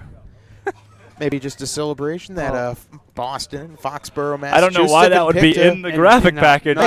Hey, the World Cup's coming to Massachusetts in 2026. Gets another life here on 0-2. Grounds it to third. There's Taylor. His throw across the diamond is in time, and the dropped pop-up by Cozart doesn't come back to bite the Commodores, but the Harbor Hawks do get a run and tie things up as we're through 5 complete, all even to a piece as we head to the 6th. Sideline reporter Blasick, and this is a broadcast of Hyannis Harbor Hawks baseball on the Hyannis Harbor Hawk Baseball Network. We'd like to take time to thank the Cape Cod Baseball League's corporate sponsors, including Cape Cod 5 Cent Saving Bank. Cape Cod 5 is proud to be a long-standing supporter of the Cape Cod Baseball League and its contribution to the local economy as a treasured summer attraction. Cape Cod 5 is a community bank serving customers throughout Cape Cod, the islands, and southeastern Massachusetts. Founded in 1855, the bank's mission is to enrich the lives of those it serves while contributing to the health and vitality of its communities. Cape Cod 5 provides a full range of banking solutions, including personal and business banking, residential mortgages, investment management, and trust services, and Coca-Cola bottling of New England. Cape Cod Coca-Cola thanks you for supporting the Cape Cod Baseball League and for refreshing yourself with ice-cold Coca-Cola products. Please remember to recycle your empty bottles, cans, and all other recyclable materials. Thank you for tuning in to today's game in the Cape Cod Baseball League on the Harbor Hawk Baseball Network, where it's a great day to be a Hawk.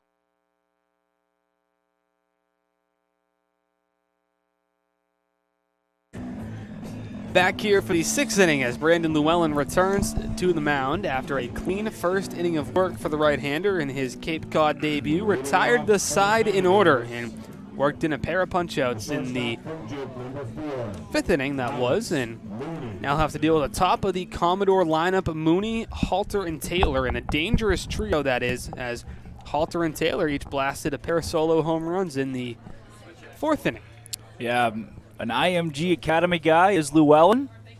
IMG for 2 seasons, which is, again, we mentioned this before about IMG. It's effectively like playing JUCO baseball before you actually get to the college you go to, just for the nature of the beast and what they play. Struck out 57 and walked 10 his senior season. Tried to get the outside corner, but just a bit low as the count moves to 2-0. It's Mooney at the plate now, who is 0 for 2 on the night, a ground out and a punch out on the line. Here's the 2-0 from Llewellyn. That one's fouled off.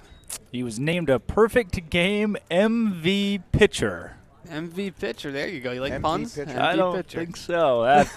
That's a, I don't know who named that award, but we should probably change it. Here's the 2-1 from Llewellyn. Breaking ball too high, but it had some good break on it. It did. You see the RPM, even from here, you can see that the spin on that baseball is really solid. Home plate umpire looks like he got a little bit of dirt in the eye maybe on that one, trying to work that out. Could be a... Maybe it lodged his contacts back into place. I mean, the list of alumni. Can't say that, can you? Oh, my goodness. 3-1 here from Llewellyn. That's a ball. And that'll be a leadoff walk for Alex Mooney, who reaches base for the first time tonight. I got to tell you, the list of Major League Baseball alums that have come through IMG Academy, dazzling. Oh, yeah, I cannot imagine. IMG, just sports in general. Let's just go baseball here. Joey Votto, Neil Walker, Brian Chris Perez. Zimmerman, Hey, how Chris you doing? Perez, CP? Jose Fernandez. As his friends call him. Runner on first with nobody out. There's the pitch. It's going to You're find on the a corner. roll It's 0-1. Now you got to be careful with Halter as he halted, should I say. Don't say. You No. shouldn't say, No. actually. Halted means stop. As I said, so- should I say he halted the perfect game of Okay, there you go. Austin Strickland. That one's tapped to first. See if Hyannis can spin to it. Pops out of the glove, so we'll have to settle for the out at first. Probably Would the have been a smart tough play. play anyway. As Mooney runs well, there's reason he's in the leadoff spot. So Hyannis will just get the out at first, and with one away, that's going to bring up Braden Taylor. That was the baseball gods coming down and pulling that ball out of the glove of Hyannis, because had he thrown to second, seemed like unless a perfect storm converged, disaster could strike. So getting the out at first base was the smart play, and thankfully that's what happened. Well, here's Braden Taylor. He's 1 for 2 tonight with a solo home run that came back in the 4th inning. It was a pretty deep drive to right center. As Llewellyn finds the outside corner, 0-1. Now we're seeing the outside corner get called a bit here. A couple of fastballs to that spot, as Pancho Ruiz hasn't had to move the mitt much. As another right-hander begins to stretch and throw. Hasn't took the hoodie off yet, so not an urgent warm-up out there, just getting loose. But action has ramped up in the Commodore arm barn as left-hander's just about ready. We'll probably see him next inning. And guys, I have confidently decided that pitch was a called strike right there from Llewellyn for both pitchers is not crossing plate. No, it is not. It's a little to the outside by about an inch or two, but we have seen all season long the expanded zone, especially on the outside half of the plate. Hey, last night was not an expanded zone. No, it's true, especially That not was a tight zone. not Also, the balls credit high. to Pancho. He's done a good job framing the ball tonight. Yep.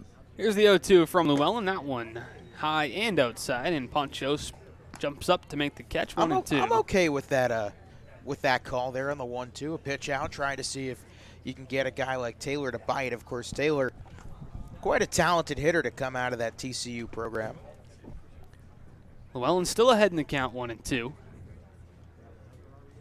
Mooney gets his lead at second. Llewellyn comes home, trying to go for that outside corner again, but too low and outside as the count will even back up at 2 apiece here to Taylor. Llewellyn from Pepperdine. Pepperdine, notably a Church of Christ school, religious affiliation. As well as TCU. Methodist. 2-2 the count. Llewellyn, long pause, will stare down Mooney and come home. Tried to get the corner again. That time it's a ball. Count will move to full. TCU's got a good list of major league talent that's come out. Andrew Kashner, Jake Arrieta, Matt Carpenter. Who goes to TCU? Braden Taylor, the Okay. Guy at the plate. Just double checking. I guess I missed that on my game notes. 3-2. That one is poked at and popped foul down the left field line near the bullpen. This is a real name. Has he always gone to TCU? Yes. Listen to this I one. don't think it was a mid-game transfer. Real but I'll player, have to check. ex-Cincinnati Red and Boston Red Sox, Boob Fowler. Yep. Joseph Chester is his real name. Huh. But that's not a very on-air appropriate story for how that nickname was. 3-2 the count here as Brandon Llewellyn comes set. Payoff pitch hit on the ground. Back to second. Riku Nishida charges in, loses the hat, dodges an umpire, and throws to first in time. 2 down. I mean, what's going on over there? I think the first base umpire Riku was chasing him down. Very intent on running into Riku Nishida. Nishida had to dodge, get the baseball, and relay to first, and he did so successfully. So with 2 away, Llewellyn's an out at getting out of the inning. And that brings up a tough out, in fact, in Andrew Pinckney, who, unfortunately for Pinckney, has gone down swinging in both at-bats to this point. I don't think I need to name the list of alums from Alabama that have come out through the years. There's been so many. Oh, yeah. It's quite the school. That's one way to put it. You ever been to Tuscaloosa? Nope. I've seen a ball game there, actually. Arkansas, Alabama in 2012. Fun place to see. They won the national championship in the 2012 season. Jake Beckett did not play that game for Arkansas. Bobby Petrino days. You know, Llewellyn has gone on to say that his favorite TV show is Rick and Morty. Musical artist is Lil Wayne. Big fan of shrimp Alfredo and beach volleyball. A lot of those two things up here. A lot of beach volleyball. Well, there's a lot of beach volleyball in in Malibu, California as well. That is true. Probably why it's his favorite sport, I would assume. 2-0 is hit to right center field. Shanuel charging in, Nishida charging back, and it's going to drop. Riku couldn't get to it. Either could Shanuel, and believe it'll be called a single and an RBI for Pinckney as the Commodores take the lead. It would only make sense to call that one a single. It was Nishida going over the shoulder. I think he had the best beat on it just for virtue of his speed. I don't think that Nolan Shanuel could have gotten there in time. Both those guys, the fastest two probably on the baseball field right now, but it would have had to be a full dive from Shanuel. It was probably the right play for Nishida to go after it. So 3-2 now the score as the run comes across. Valiant attempt. That one is popped foul, pretty well struck down the right field line. Drifting in is Shanuel, so Llewellyn allows a run as the Commodores take the 3-2 lead, but a good couple innings of work from the right-hander from Pepperdine. Harborhawks look to make up for it as we head to the bottom of the 6th inning on the Harborhawks Baseball Network. I'm broadcaster Austin Dakuda, and this is a broadcast of Hyannis Harborhawks Baseball on the Hyannis Harborhawks Baseball Network. We'd like to take time to thank the Cape Cod Baseball League's corporate sponsors, including the Yawkey Foundation. Tom and Gene Yawkey were passionate about the game of baseball. Over their 7 decades as owners of the Boston Red Sox, the Yawkeys greatly invested in youth and amateur athletics in our community. They recognize the important skills baseball can bring to players both on and off the field: cooperation, respect, teamwork, friendships, and confidence. The Yawkey Foundation has been proud to support the Cape League for more than 25 years. The Better Business Bureau. The Better Business Bureau is partnering with the Cape Cod Baseball League this year to help you find a trusted business at bbb.org. Thank you for tuning in to today's game in the Cape Cod Baseball League on the Harborhawk Baseball Network, where it's a great day to be a Hawk.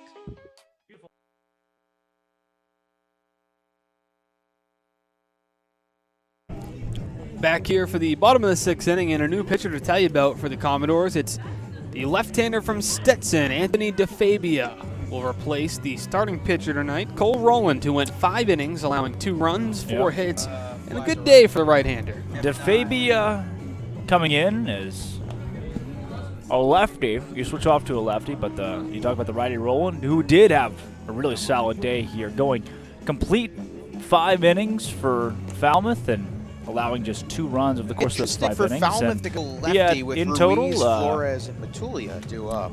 Yeah, in total, 2 righties. 2 earned runs and 4 hits at the end of his day, 3 walks and 3 strikeouts. 21 batters faced in total. And Zach, what do you know about Anthony DeFabia? Anthony DeFabia stands 5'11", 180. That's probably good. That'll play. Write it down. Well, Poncho will look to welcome DeFabia in the same way that he greeted Rowland back in the 4th inning. It was a double. He would later come home to score on an RBI ground out from Philip Matulia. Also, Anthony DeFabia, not his first rodeo on the Cape. He was out here with the Commodores last year. That he was. Yeah, pretty good season. Made a couple appearances against the Harborhawks last year, and a little bit of discussion going on with the home plate umpire chopping it up down the third base line for reasons unknown. Looks like he's talking to Julia, the team trainer for Hyannis.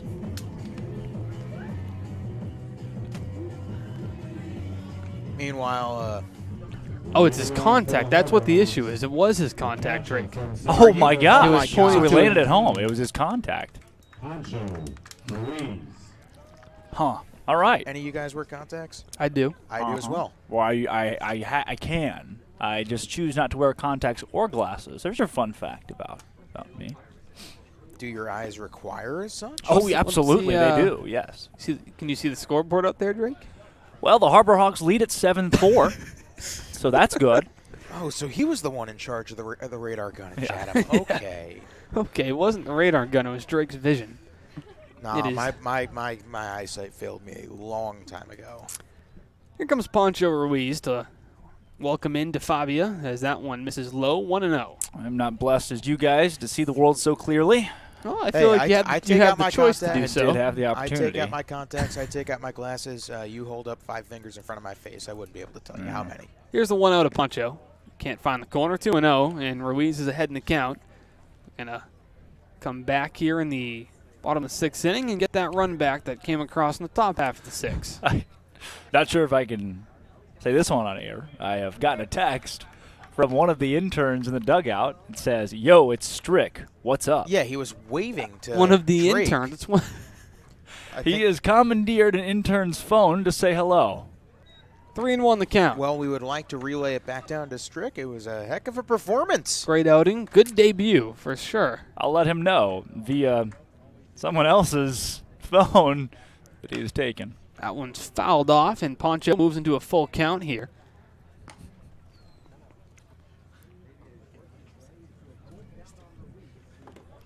Three-two the count. On deck is Tito Flores, followed by Philip Matulia. 3-2 the count. Here's the pitch.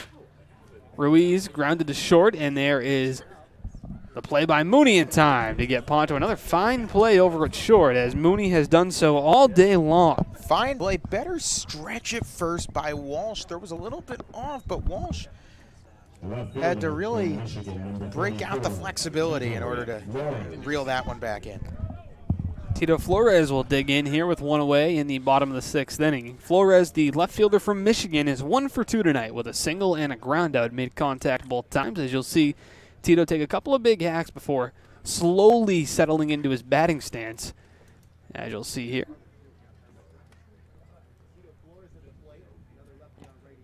Yeah, there it is, huh? Lefty on righty matchup for Tito Flores here. Honestly, we could really feed you both broadcasts from this could. distance. I mean, shout out to the wonderful Commodores crew. That's Logan made it and up Trey. here. Here's the 1-0 on its way. Finds the outside part of the plate. Count moves to 1-1 with one away. If you're just joining us, welcome inside McKeon Park as Austin Aguda, Drake Toll, and Zach Berman welcome you to what's been a fine matchup today between the Commodores and the Harbor Hawks. 3-2, Falmouth leads it. That one nearly comes in and hits Flores, but he does a nice little dance to get out of the way, and the count moves 2-1. Ballpark's pretty quiet tonight, folks. Not a lot of noise coming from the crowd, but there is a good crowd in attendance. Just a Probably has something to do with the weather not being so great beforehand, but nice. Where's constituent of Ozzy? people. Have not seen not seen Ozzy, Ozzy the yet. mascot, yet this year. No, not once. Here's a 2-1 to Tito in the dirt for a ball, 3-1.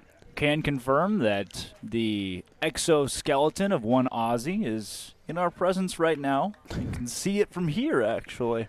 And I heard, not sure if I can confirm, Yep. but I heard it's making its debut this weekend at some point. Okay. Maybe tomorrow. That one's grounded foul. Apparently, nothing starts on the Cape until after July 1st. No, that is very true. Red Shirt Friday. We got the Except- memo on Red except Shirt for, Friday, and no one else got said memo. Hey, traffic always starts in the Cape after Memorial Day weekend. I haven't had too much traffic coming down just yet, No? fortunately. Commuting all the way from Duluth. All the way from Duluth to Cape Cod every day. What are the lakes Yep. like? Beautiful? Pretty? No, they are not. Oh. But that water park in Wareham, let me tell you. Let me tell you. Let me tell you something. My favorite water park off of Cape Cod. Uh-huh. Is? Water Whiz. The 3-2. That one's chopped foul. This is a good at-bat to fight here for Tito Flores, pride of Michigan. Another one of those fairly new additions for Hyannis. He made his debut on Tuesday against Chatham, I think. That is correct. 3-2 the count here to Flores. Falmouth comes in here tonight after a win last night. After starting 0-3, they picked up the victory over at Gov Fuller Field in Falmouth, a place that the Harbor Hawks are yet to visit this season, as that one is skied deep into shallow left, but drifting in to make the catch is Factor. And there's 2 away. Very quiet. I mean, somebody's got to get out there and do something to get these folks fired up. You could probably play a make some noise graphic on the scoreboard, but if you like soccer, do we have the graphic for you? The soccer ball would not get the crowd up and ready. They were not about that. I mean, there's plenty of people here. I mean, this is a good crowd. A good crowd. West Burton. Well, good is subjective. There's a large crowd. Multiple dogs. Magdale, Coda, West Burton going around with the, looks like 50-50 raffle. Yeah, pass the bucket. And West Burton's patting a dog now. And Magdale is as well. Play-by-play on that one. Got to get Wes firing the crowd up a bit. That might take it. Yeah, big on. I am big on.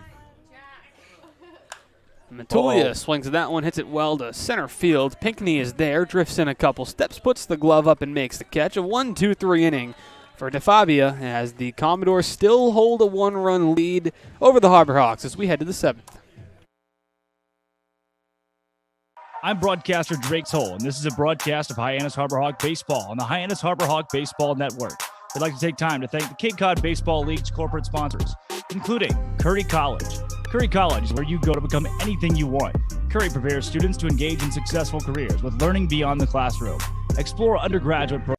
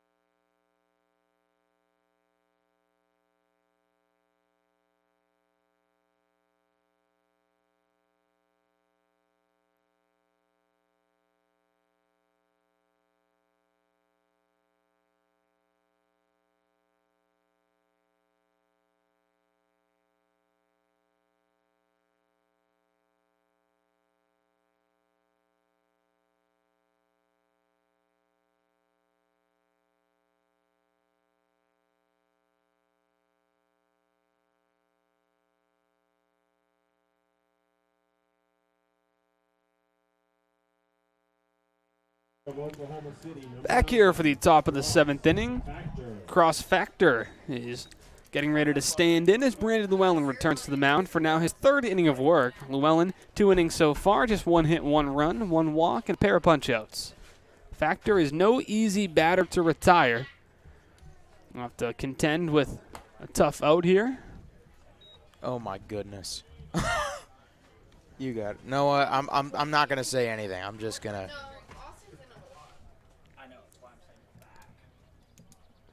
Here's the 1-0.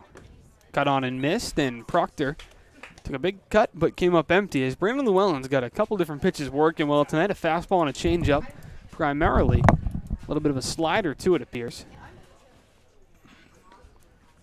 Here's the windup and the 1-1 from Llewellyn. Tried to get the corner but couldn't steal a strike. 2-1 the count. Well, guys, it is the 7th inning, so you know what that means. It is time for our Honeydew Coffee, What's in the Box? For those that are just joining us, What's in the Box has become a bit of a tradition this season here in Hyannis, where the ball's fouled away, where in the press box here at McKeon Ballpark, there's a lot of stuff, and most of it makes 0 sense why it is where it is. And this might be a new top. Yeah, night 1 was a box of 265 Q-tips. There were 264. Yep, inside the box still that were here at McKeon Park for. One's grounded at first. There's Hyannis. Flips on to Llewellyn, covering for out number 1. But Drake, what is in the box tonight? Tonight in the box, we have a 15-inch space silver MacBook Pro computer screen. I Now, can't believe this man. computer screen was actually not originally in the box. It was not. It did not originate in the box. That's cheating. Come on. But well, it's a fun story time. There are just a lot of things. There's a lot of what's in the boxes this season. So, folks, you can see there's the stickers on the back as well on this computer screen. So. Yeah, more work for Hyannis over at first, and that one will be a 3 unassisted, 2 up, 2 down for Llewellyn here in the Why 7th. don't you explain so how I'm that happened? a proud owner of this computer screen now. I have been the owner. It used to be a working computer screen, but it went out about a month ago. And they just ripped it clean off and said, here's a new one. They did. So it turns out my display on my MacBook Pro no longer worked, and you guys can attest, there were just solely pink fuzzy. bars. That fuzzy. You couldn't see anything on the screen. I had to use a desktop, what do you call it? Monitor? I had to That use would be- a monitor over the course of the first 4 games to be able to see stats and live information. So Cape Cod computer specialists, no free shout-outs except for this one. And water was. Yeah. So I went and saw those guys, and they hooked me up with a brand new computer screen. All my stickers, by the way, are lost in time, still on this guy, so I have to There you go. replace all You those. got to frame that. Harbor Hawk ones. So what is in the box tonight? Tonight, it is a 15-inch space gray MacBook Pro computer screen, and the reason it's featured, brought to you by Honeydew Coffee on What's in the Box, is because I'm leaving this in the box here at McKeon Park. That is your gift to McKeon Park. for Drake. someone Very well done. generations later to find.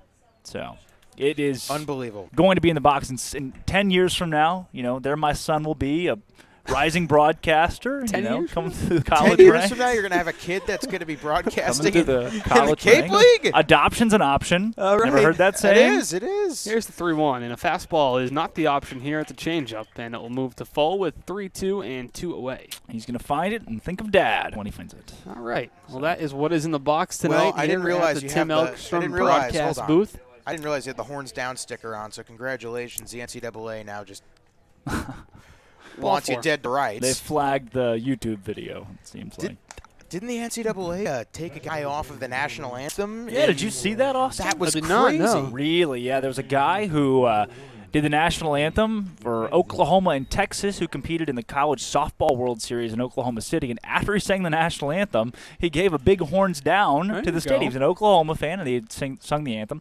He was scheduled to sing the national anthem for the College Baseball World Series. And they said nope. Well, the NCAA got a hold of it. They sent him an email and said, due to your vulgar actions, we will not let you. And he responded back, what did I do? And they said, you gave a horns down. The committee ruled you gave a horns down. Could no longer sing the anthem at the College Baseball World Series. It's too bad. Yeah, it is too bad. But it also went viral. You know, Barstool picked it up and a lot of other outlets. So sure, he'll get his opportunities to utilize the pipes at ballparks near us, maybe even McKeon. Let's Maybe reach out to even him. McKeon. That would be nice. Mark Howard, our PA announcer, always looking for people to sing the national anthem. He so asked if me you're gonna about be it. in One town, Zach Berman, yeah, He asked me about it. I actually sang an anthem last summer. for the Moose. Not for the, actually, it was for the Sioux Falls Sunfish. You sang an anthem on the road? Yes. Zach, what?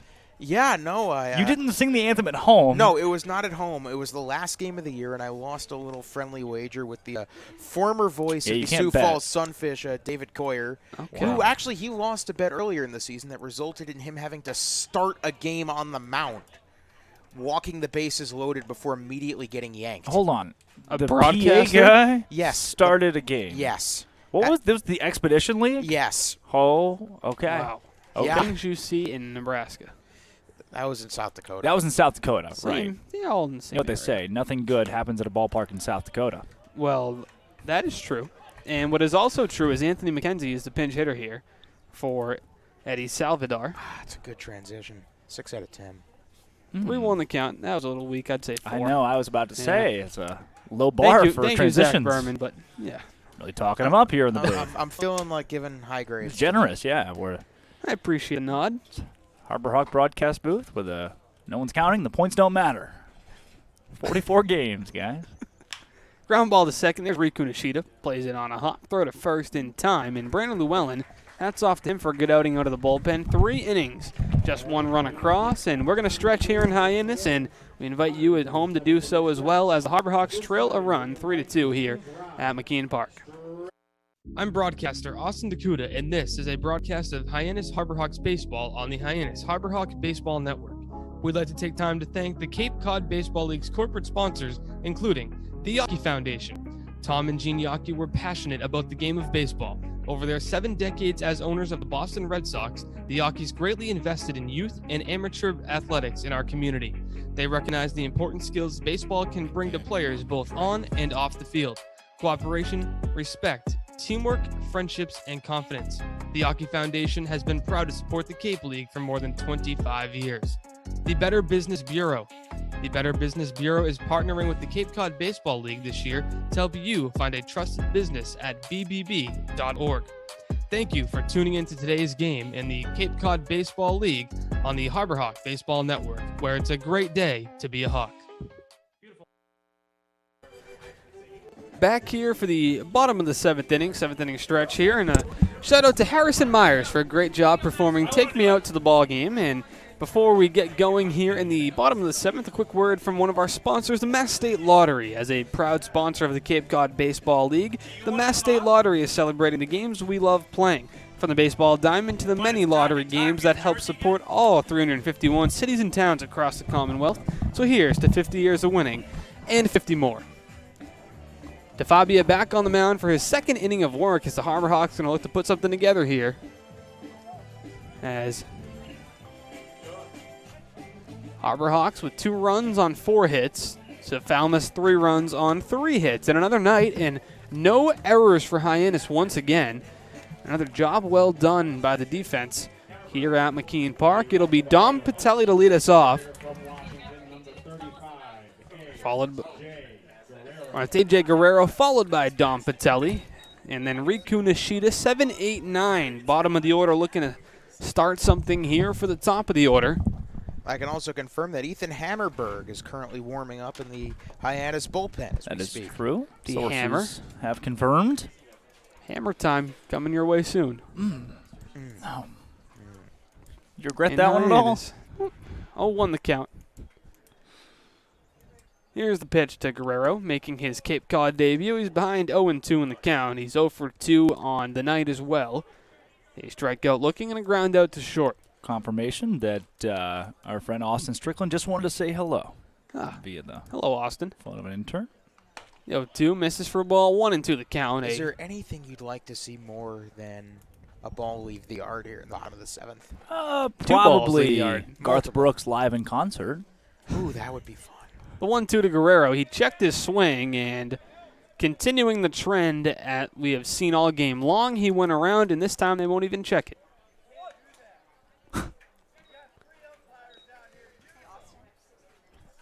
Eric Beatty making a great point, very cordially reminding the umpire at home plate that he does have the obligation to check down to the first base umpire. And here. how can you not check it? It's been quite the game tonight from Beatty is this just trio. You gotta love those microphones, man. He's reminding plate umpire that cannot do that. Patelli thought about bunting, decided not to go around as the pitch was nowhere near the plate, 1-0. And indeed, you should check that. Right. We haven't seen Eric Beatty get frustrated. He doesn't get frustrated No, he's very much very at all. calm, cool, collective. He's a competitor. Right. But he is a very respectful coach and one who does not really converse with the umpires much at all. Unless he feels the need to, which is seemingly not that often. No, not at all. And tonight, I think that says something. But that's maybe a conversation for another day. The 2-0 to Patelli misses high, and Don Patelli going to try to do his job here and get on base. Yep. 3-0 here, guys, trailing 1 run. Red light, green light. I go red. With Riku up, due up. We'll see. And called strike. Probably Outside not a pitch you're corner, going to swing yeah, at. not a pitch you're going to swing at. Probably a red light anyway in that situation. But 3-1, red light, green light. Green light if it's good.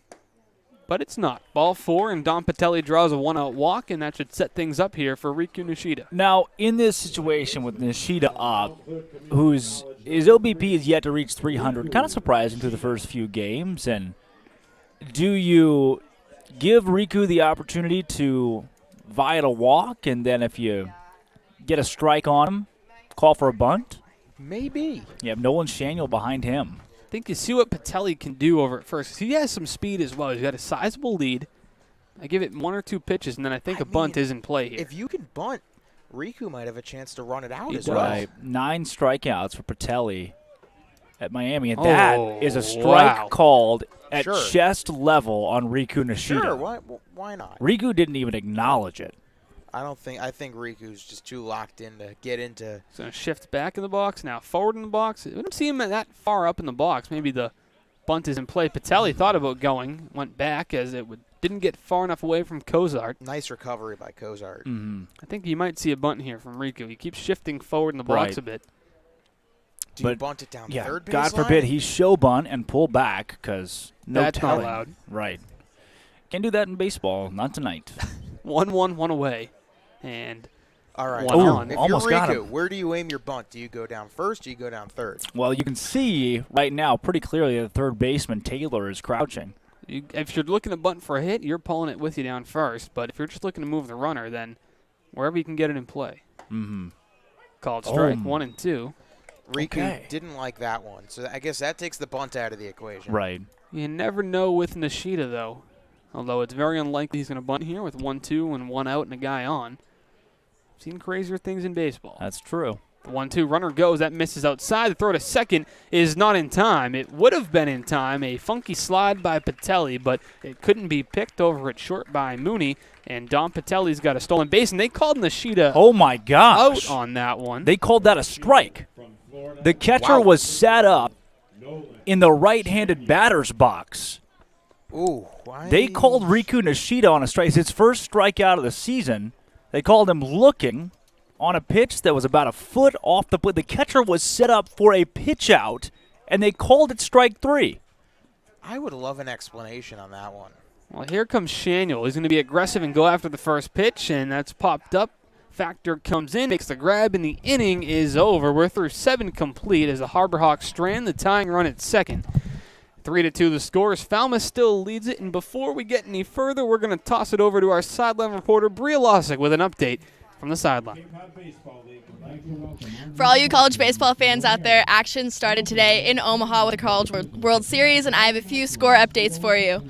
Oklahoma defeated Texas A&M 13-8, and right now Notre Dame leads Texas 1-0 in the top of the third. I asked the guys in the dugout before the game who they thought would win it all in Omaha this year, and there were a few mixed answers. There were some Arkansas, Notre Dame's, but Wes Burton interrupted the conversation altogether with a "Go Rebs, baby." Back to you guys in the booth.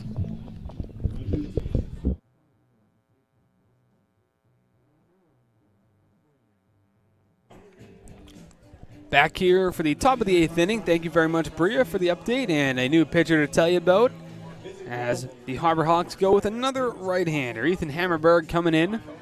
Look to get some work in here in the 8th inning. We'll see if the Harbor Hawks stick with their plan of Hammerberg and Driver. We saw it before in a one-run game, but the Harbor Hawks on the other side of things tonight. Driver is going to serve as the team's closer this year, it seems, and Hammerberg, a good setup guy. And Drake, he's had a good start to his season here on the Cape. He has. They call him the Hammer. Lives up to that. And not necessarily an overpowering fastball, but when he hits 92 with it, so far what we've seen of the Cape, that'll get the job done. See what he can bring to the table here, as he's going to have to face the top of the Commodore order. It's Mooney, Halter, and Taylor, and a dangerous trio at that, as Halter and Taylor each have a solo home run on the line tonight as the Harbor Hawks trail the Commodores. The Commodores come into this inning, 3 runs, 3 hits, 1 error, while Hyannis 2 runs, 4 hits, and no mistakes in the field. Another night of fine defensive play by the boys in white.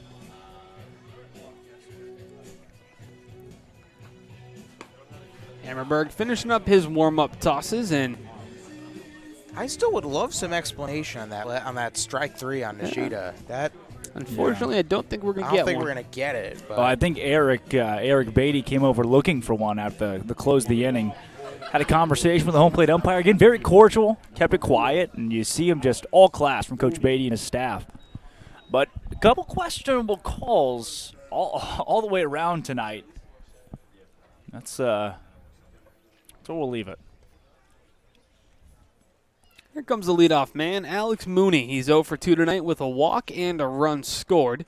And he's done more than his job in the field as well, Drake. I mean, what a sensational game the shortstop's at. Oh, no kidding. Haven't we seen just unbelievable play at shortstop all season long? going after the first pitch, and he sends it foul down the third base line. From Mooney to Patelli to Marcus Brown and Chatham. I mean, this league is stacked at almost every position, obviously, with it being the Cape Cod Baseball League. But shortstop and catcher, two of those where if you're not an all-star, you're not starting on a daily basis here in the Cape. You mentioned Marcus Brown. That guy's got a 3-bedroom, 2-bathroom in my head, rent-free. That game that he put on Tuesday was remarkable, as it seems as though we had a broken bat here from Mooney. That would be the second broken bat of visiting teams this season. We've kept score. Yeah, I think 4 for Hyannis, if I'm not mistaken. 4 or 5, I think. Here's the 0-1 from Hammerberg. That one is hit well high and deep to left center. Matulia on the run. It won't leave the yard, and it will make it into the glove of Matulia for out number 1. That jumped off the bat pretty quick, but died as it right to the outfield. I think we like to call those metal bat home runs. Yeah. Ethan Hammerberg, pride of Ohio State, looking for a new head man. They are on the search for a new baseball coach. There's a couple of guys today that are going to see a coaching change. As Michigan, Tito Flores. Well, speaking of the Ohio State-Michigan combo here that we have on the field, as after his outing a couple of weeks ago, or a couple of days ago, rather, we've only been here a week, Hammerberg left his glove behind, and who retrieved it? Nobody besides the Michigan man, Tito Flores. So rivalries are not to be taken up in the dugout. No. Everyone is one team here in Hyannis, and the chemistry is second to none. Here's Colby Halter, the DH. He's 1 for 3. I mentioned the solo shot that opened to the scoring. All the way back in the top of the 4th inning. First 3 innings for both teams were zeros all around as he takes a big hack and misses that one. 1-2 the count for Hammerberg. Hammerberg's stats on the Cape so far. 1 game, 2 innings pitched. Allowed just 1 hit and 1 walk in those.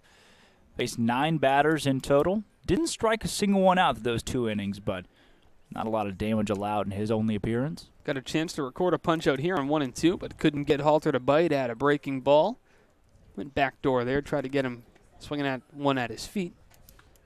Right-hander gets loose in the Commodore bullpen. No action down the left field line in the Hyannis pen. Yeah. I think it's contingent on how the next inning goes. Well, I do believe that if in the bottom of the 8th, Hyannis is able to put up a run or 2, you'll probably see Driver come out for the 9th. Now, I'll say this.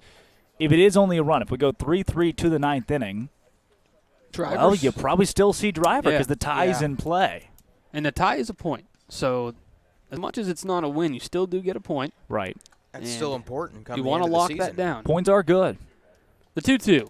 Cut on and missed. Hammerberg records his first punch out of the year and does so with a nice fastball, and there's 2 quick outs. That's one thing that's been a little uncommon this season is punch outs through now 7 batters faced.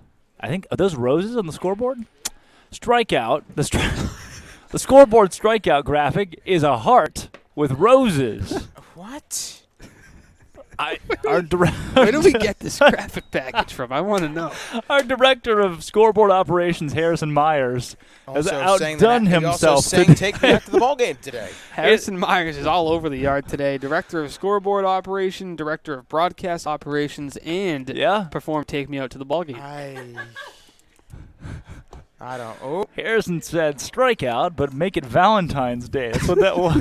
Just a big heart. Well, we have Christmas in July coming up, but apparently today is Valentine's Day in June. Friday, June 17th. Hearts and roses. Valentine's Day to everybody. Strikeout.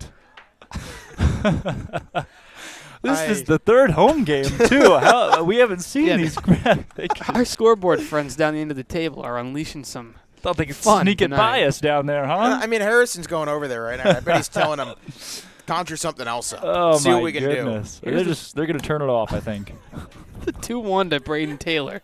Misses for a ball. I don't know how that missed. I don't know how that. Oh, jeez. When do we get the wrestling version of Get Up, Get Loud? Something. The track? They have a track starter? We have a track starter. Nice pitch there by Hammerberg and a healthy hack by Taylor. He comes up empty, and the count moves to 3-2 with 2 away. Come on, where's our scoreboard graphic? Three balls, 2 strikes, 2 outs. Give me something. Well, I can only imagine what the payoff pitch graphic is. I think they can hear us. We bullied them into turning off the scoreboard. Maybe the Price is Right or something next. Wow. Here's the 3-2. Oh, don't just know. misses. Just missed. What a frame by Pancho Ruiz. I think Pancho has given a healthy help to the old hammer right there. Probably a good call to have that a ball low, but 2 outs still. Nobody hurt. Try to get it out here and then go put up a couple runs in the bottom of the 8th. We'll have to get through Andrew Pinckney first. He has a single and an RBI as part of his 1-for-3 effort. Wouldn't you know where our friend Ethan Hammerberg played last summer? Where would he have played last summer, Drake? That was, I don't know how that one missed either. That is Duluth, Minnesota. That's how it started. That's how it started. You got to track back to the start. Our home away from home, Duluth. Yep. Land of a couple lakes, something like that. Checks his swing, but he went around. Did he go? Yes, he did. did. He go? Okay. Yeah, No totally help went needed, around 1-1. I'm not going to check that one down. All right. Yeah, see, no protest no from Falmouth protest. either. The scoreboard is now turned off completely. Yes, it is. Devastating. No win. No more graphics for us? That flag is nothing. Limited options here. Soccer balls. Cut on and miss. Another nice breaking All right, pitch 2 from strikes. Hammerberg. Yeah, Give really me good that. stuff Where's there. the soccer ball? Come on. Get loud, fellas. 1-2, 2 away. Pump up the crowd. The stuff they don't quite sell you when they say come to the Cape, right? They don't tell you what you're going to get in the full package, the graphic package. Here's the 1-2 from Hammerberg.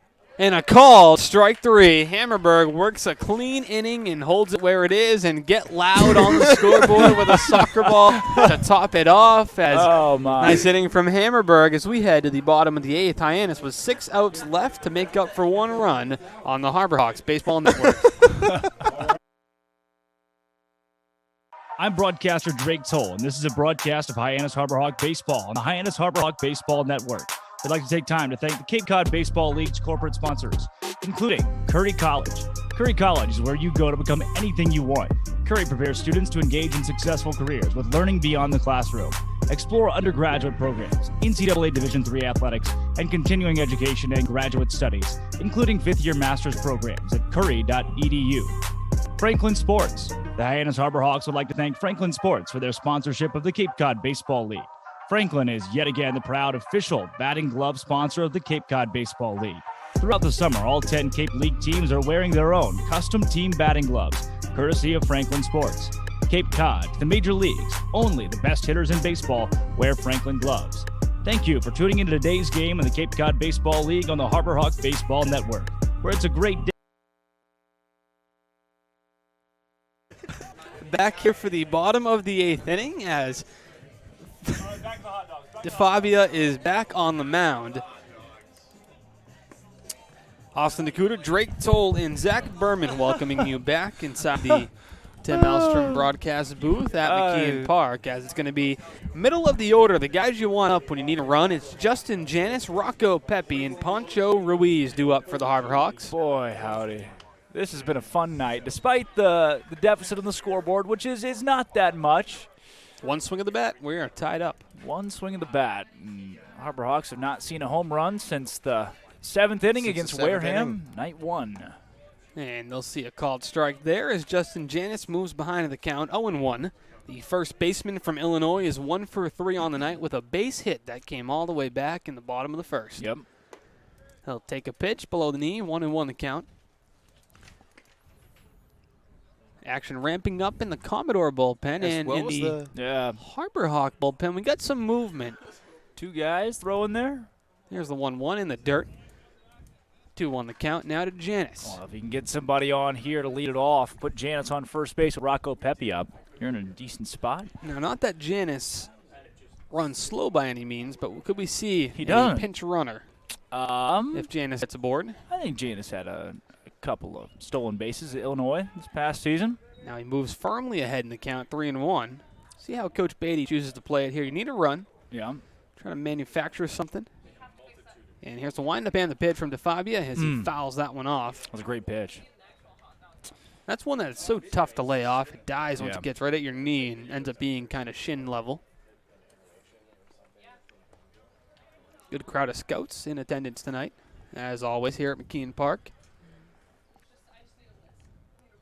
Deep breath from DeFabia, the windup and the 3-2 line straight back off netting. Drake Toll, Zach Berman It's That got me. It did. It's still it's instinct. That was headed right for me. Had I not moved and there was a hole in the net, would you be shocked? 3-2, ball 4. All Hyannis right. works a leadoff walk here, and the Harbor Hawks have the tying run aboard with nobody out here in the bottom of the 8th. Well, wouldn't this be a moment for Rocco Pepe to Harbor Hawks unleash need that light tower power that we saw on opening night? Facing DeFabia, whose fastball sits around 85 to 87, 88 miles an hour. He'll top out at 90. Not great stuff from DeFabia from a speed standpoint. His off speed goes 78 to 82 range. Pretty strong with his command, however. Yeah. He's got to be careful done with a good Pepe, job though. at this You give point. him anything inside the zone, he could launch one a long way. Yeah. And the third baseman's ahead in the count, 1-0. He's 0 for 2 with a walk on the line tonight. That one's inside. So action ramping up even further down in the Commodore bullpen as DeFabia, a couple of balls here after a walk. Yeah, they're pretty close to it. This may be the last batter, Rocco Pepe, that DeFabia faces tonight. He's gone 2 innings. He's thrown in total 38 pitches, 20 strikes, but 18 balls to boot. And the 2-0 here for Pepe, a good chance to unleash on something, and he does just that. Drops to a knee but fouls it off. That was a good one to get a piece of and send into play right there. Pepe just missed it.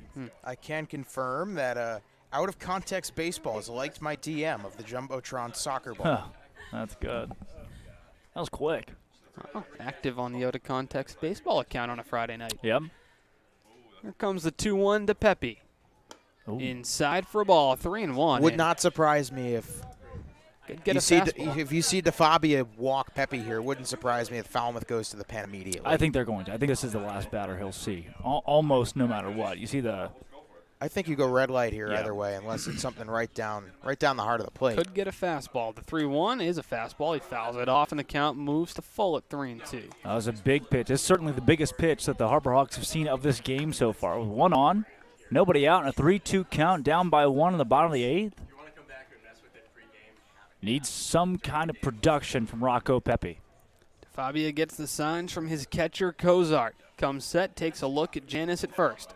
Leg kick brings home the 3-2, and it's a called strike 3 on the inside corner.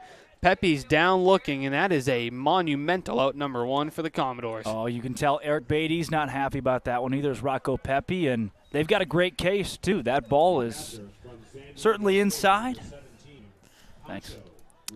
That's a Just tough kidding. break. I got a Tough slight break. pat on the back as a consolation there. It Tough seems as though break I and myself I'm also not happy with the strike call there. Tough break and a huge spot in the game too. Oh. Here comes Pancho Ruiz. He's 1 for 3 with a double and a run scored.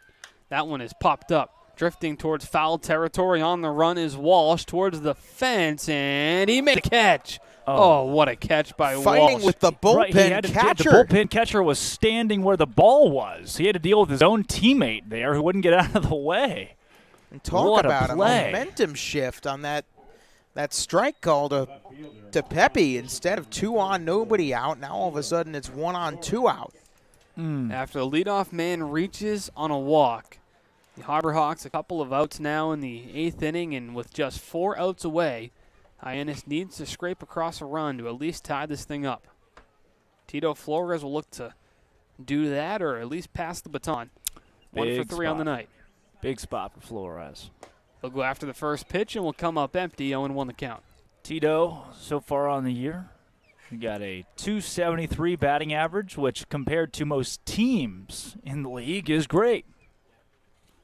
In total, he is 3 for 11. Only 7 hits combined tonight, too. Yeah. Another low-scoring grind. That misses. I mean, Cozart thought about throwing to first. Hyannis dove back safely, but he lost the ball. Would have been a close pickoff move, but Hyannis wasn't too far away. Tossed that ball right off the umpire. 1-1 the count to Tito Flores, the left fielder tonight. We saw him in right field as well this season. That was in Chatham. See him moved around the corner outfield spots. Matulia and McConnell will typically handle the center field duties for the Harbor Hawks. Popped foul, count moves to 1-2. You're seeing these swings get a little bit harder as they're trying to maybe play a little bit of hero ball.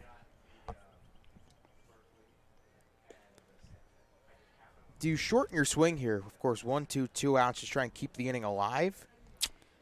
Riku Nishida would. But for Tito Flores, I mean, his repertoire is he's got the resume that follows him. 1-2 misses the throw to first, not in time. Hyannis is back in standing, and we get a safe call to confirm just that. You mentioned Justin Hyannis and his ability to run on the base paths, and looking at his stats from the past season, Hyannis, I lied. He had no stolen bases at Illinois in the spring, Okay. but you would think that somebody told the catcher here that he had 5 or 10. And the dirt 3-2 with 2 away. So the full count here, guys, with the runner on first. Hyannis will be in motion. So if Flores can find a gap, it could be the tying run. Big pitch coming up here as DeFabio stands in, gets the signs from Cozart, and comes set. The payoff pitch. Flores laces that one to left center field for a base hit. Pinckney moves over. It gets by Pinckney. Here comes Hyannis. He's going to score, and the Harbor Hawks are going to tie the game. That is huge. Pinckney not being able to collect that ball is massive, and what should have been a single with runners at likely first and second, Hyannis was stretching it to third. I don't know if he would have made it. I don't know either. I don't think he would have. Instead, Pinckney got too worried about throwing Hyannis out at third, forgot the baseball, and the Harbor Hawks have tied the game. And the outfielder at Alabama, who has a 1,000 fielding percentage this season, guys, he did not make an error this season at Alabama. Not a single error. Pinckney did not make a single error at Bama all season. It's less of that. We don't see those misplays very often in this league. No, we don't, and we're tied up. And more importantly, the go-ahead run is 90 feet away. The man Phil can do it right here. Matulia goes after the first one and pops it up shallow left field. In comes the left fielder, and he'll call off the shortstop and make the catch. So Hyannis not going down without a fight, and Tito Flores has tied the game up thanks to a base hit and an error. So we're tied at 3 with each team with 3 outs remaining to prevent the tie on the Harbor Hawks Baseball Network. I'm broadcaster Austin Dakuda, and this is a broadcast of Hyannis Harbor Hawks baseball on the Hyannis Harbor Hawks Baseball Network. We'd like to take time to thank the Cape Cod Baseball League's corporate sponsors, including the Yawkey Foundation. Tom and Jean Yawkey were passionate about the game of baseball. Over their 7 decades as owners of the Boston Red Sox, the Yawkeys greatly invested in youth and amateur athletics in our community. They recognize the important skills baseball can bring to players both on and off the field: cooperation, respect, teamwork, friendships, and confidence. The Yawkey Foundation has been proud to support the Cape League for more than 25 years. The Better Business Bureau. The Better Business Bureau is partnering with the Cape Cod Baseball League this year to help you find a trusted business at bbb.org. Thank you for tuning in to today's game in the Cape Cod Baseball League on the Harbor Hawk Baseball Network, where it's a great day to be a Hawk. The 9th inning from McKeon Park is moments away, and Jay Driver has entered the ballgame and is finishing up his warm-up pitches, and we know this. Jay Driver is a stud, and he's here to lock down this 9th inning to keep the game all tied up. Austin Dakuda, Drake Toll, and Zach Berman ecstatic to be with you after the score. The run comes across the plate in the bottom of the 8th to tie things up at 3 apiece. You know what makes me happy? This sets up a scenario where, yes, coffee does make me happy, but this does set up this does set up a scenario where Riku Nishida is guaranteed to see the plate in the bottom of the 9th. A motivated Riku Nishida after a very rare strikeout. Very rare. First one we've seen this season. If Riku gets on and works rare, his magic. What's rare is poor communication, and you won't find any of that thanks to T-Mobile. T-Mobile is proud to sponsor the Cape Cod Baseball League. T-Mobile is committed to serve those who serve, and that's why they go above and beyond for our active duty military, veterans, and first responders. Visit your neighborhood T-Mobile store or T-Mobile.com to learn more. Well, speaking of that, what is also rare is Zach Berman going a day without his cup of Joe from Honeydew Coffee. Tell you what, if you don't have enough time for your kitchen's mechanical barista, go to locally brewed Honeydew Coffee. 3 locations on Route 28, Dennisport, West Yarmouth, right here in Hyannis. The most convenient way to start your day. If you don't like coffee, well, they got iced tea, lemonade, sparkling water, pastries, donuts, sandwiches. Skip the line on the high prices at the fast food chains and try our friends at Honeydew Coffee. I'm sorry, Drake. Didn't know you were going for the transition. I was. That's where I was headed. And you just swooped. I swooped in with the 3 out of 10. Swooped in and took it. You know who's going to... Good effort. I'm not even going to try here. It's Jay Driver right there. There we go. That's a pitch. Again, it's 2 inches off the plate on the outside part of the zone, and it's going to be called a strike every time. Jay Driver knew it. Where does he go with the first pitch he throws? It's the fastball right there. Wherever Poncho is going to put that mitt, Jay Bingo. Driver's going to hit it. Well, we can confirm in between innings, and of course, I didn't notice it off the bat. I was watching the replay. The error by Pinckney was also greeted with the soccer ball. Get loud. But according to at Harbor Hawks on Twitter, the soccer ball is meant to confuse opposing teams. I think that's what Pinckney got in trouble with. Yeah, he was been. thinking. He just Glancing kept over. thinking. He's wondering if everybody else sees the same thing as him. Yeah. I think he saw there are foot-long hot dogs in the snack shack I'm come real- up in orange block letters on the score. I'm upset it was not in Comic Sans. Here's the 1-2 from Driver. That misses low. 2-2 to Jacob Walsh. Wow. For as high pressure a scenario as this is, you can't help but in the broadcast booth feel a little loose after the things we've encountered this evening. Been a fun night at the Tonight ballpark. has been after a really what's the right word? That's a high fastball outside. After a game that was 4-zip before an out was recorded, to have a really fun, competitive tie game into the 9th. Right. Nerves are high. I mean, you want to avoid tying again. Here's the 3-2 from Jay Driver. Spoils a good pitch and sends it into the netting down the third base line. Avoid Count will tying. hold where it is. I'd prefer to avoid losing first. That's true. Driver has worked 1 clean inning this season. It was a performance against the Orleans Firebirds in which he locked down the save and struck out a pair of batters. Yeah, really good stuff from Driver that night. And again, so far he's been the most impressive arm out of the pen. That misses for a ball, a leadoff walk. I will take that. Just off the chin. So Jacob Walsh draws his second walk of the night, which brings up Cross Factor, the left fielder, who is 0 for 3 tonight. He has put the ball in play in all 3 at-bats, a pair of flyouts, and a ground out back to the mound. Hopefully Cross Factor is not the X Factor here tonight. Well, with somebody at first base, too, you have to factor in the double play. The roll-a-bum double play. Yeah. Factor goes after the fastball from Driver, and he's behind 0-1. I think Driver topped out at 96 miles an hour in that performance against Orleans. Was impressive. Well, factoring in how he performed during that game. Well, all right. It may have died. The 0-1. Broken back grounder to second. Riku only has a play to first, and that's what he gets. Runner moves up, but the Harbor Hawks record an out on the ground out. So now you have a runner in scoring position, 1 out, top of the 9th. That go-ahead run in scoring position for Drew Brutcher, who is 0 for 3. He's hit the ball to the right side of the infield all 3 times. A ground out to second and a pair of ground outs to first. That's Justin Hyannis over there for tonight's ball game. See where Driver works him here on the plate. See if he tries to get him to roll over another time. Brutcher, the 7th hole, batting 118 on the Cape. 1-0 the count now. 2 for 17. An RBI this season. And a lone Harbor Hawk remains in the bullpen down the left field line, while there is some action in the Falmouth bullpen, and that just knocked over the scout sign. Wow, that's impressive. Wow. Jammed in the netting. Huh. That was a bent the sign up a little bit. Hot shot off the bat of Brutcher.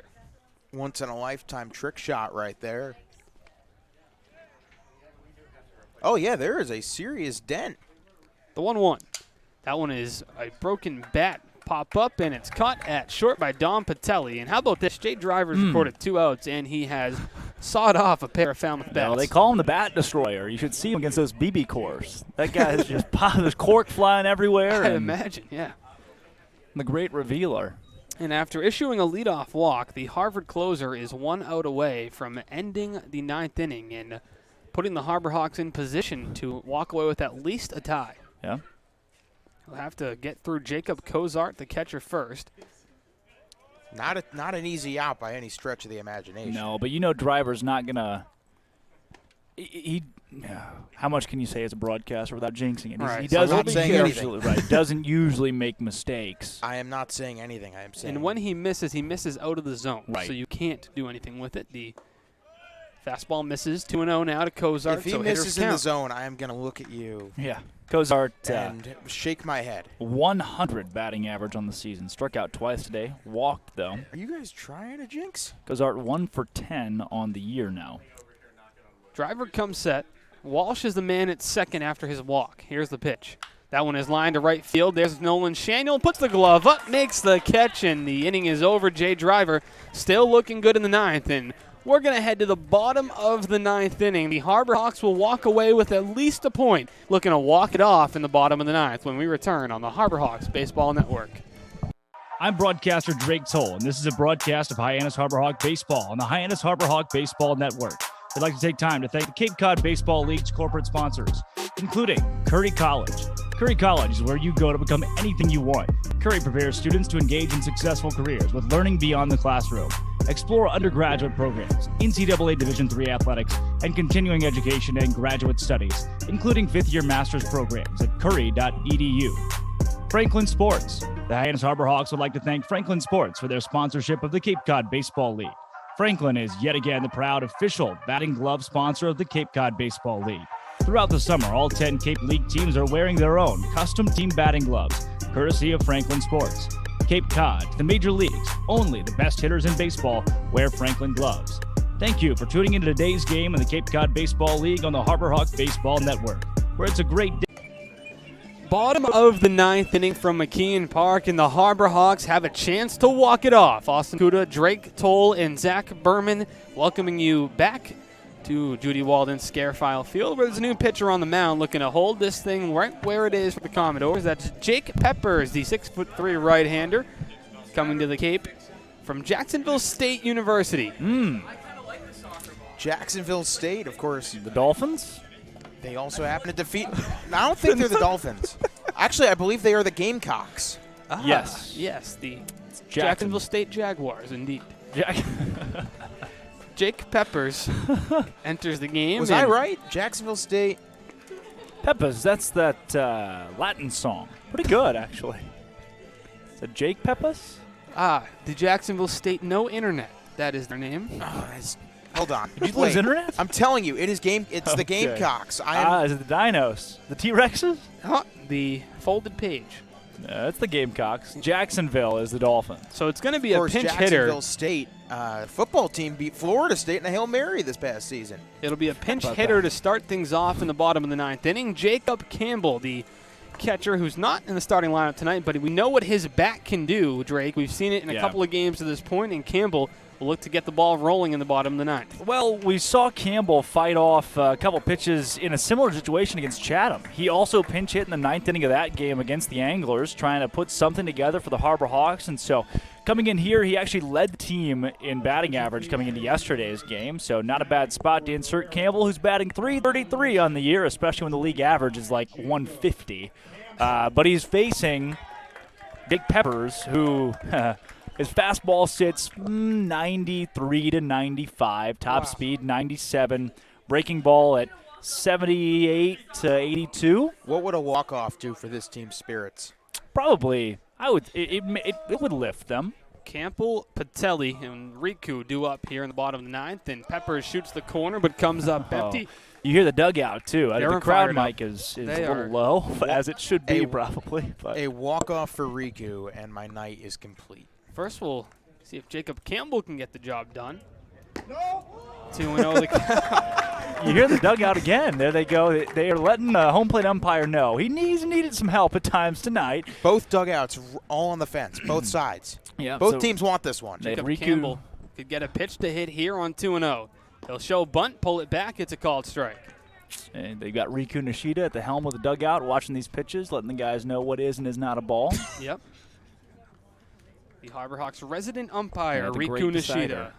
Yes, sir. Here comes the 2-1 from Peppers to Campbell. Inside, ball 3. Now 3-1 to Jacob Campbell, the backup catcher. The dugout not backup is catcher, but chirping. backup catcher tonight. Harbor Hawks all on the fence, nothing but blue hats as the fans are getting fired up. Here's the 3-1 from Peppers. Ball 4. Jacob Campbell draws a leadoff walk. The crowd's fired up, and the Harbor Hawks have the winning run aboard with nobody out. And there it is on the scoreboard, the Get Loud graphic that has been magical. It's the Get Loud graphic. That's what's doing the job. It's the rally graphic. The rally graphic. Here at McKeon Park tonight. And a pinch runner, too. Pinch runner coming in to relieve Jacob Campbell. It's Cole McConnell, the speedy center fielder from LA Tech, and you couldn't ask for a better at-bat by Jacob Campbell.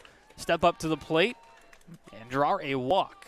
Yep. And then you get Cole McConnell to stand in his place for another great call by Eric Beatty, or Skip as he's known here. McConnell had 6 stolen bases this past season. He's stolen 20 over the course of his time playing baseball in college. He's a center fielder for a reason. He has good speed on the bases. May not swipe a ton of bags, but can definitely make. That's a beautiful bunt by Don Patelli. The throw to first in time, but McConnell gets to second. I thought for a second Patelli may have legged that one out, but the run that matters is at second base, and in scoring position for the Harbor Hawks' favorite second baseman, Riku Nishida. With the vengeance following his first strikeout of the season. That's exactly it, Drake. You go from Riku to Super Riku. The guy's eyes just roll in the back of his head, and he can find a way here. He's got the speedy McConnell at second. Nishida wipes the plate off, digs in, and will not make eye contact with the home plate umpire. You got a lot of room between first and second. So look at that. The infield's playing so far back. Infield is playing far back. The outfield is relatively deep. Obviously, you don't want anything going over your head, but Riku's not a guy who pokes it that far typically. I'd like to see what the Falmouth scouting report has on Riku Nishida. First pitch is that a we ball. don't.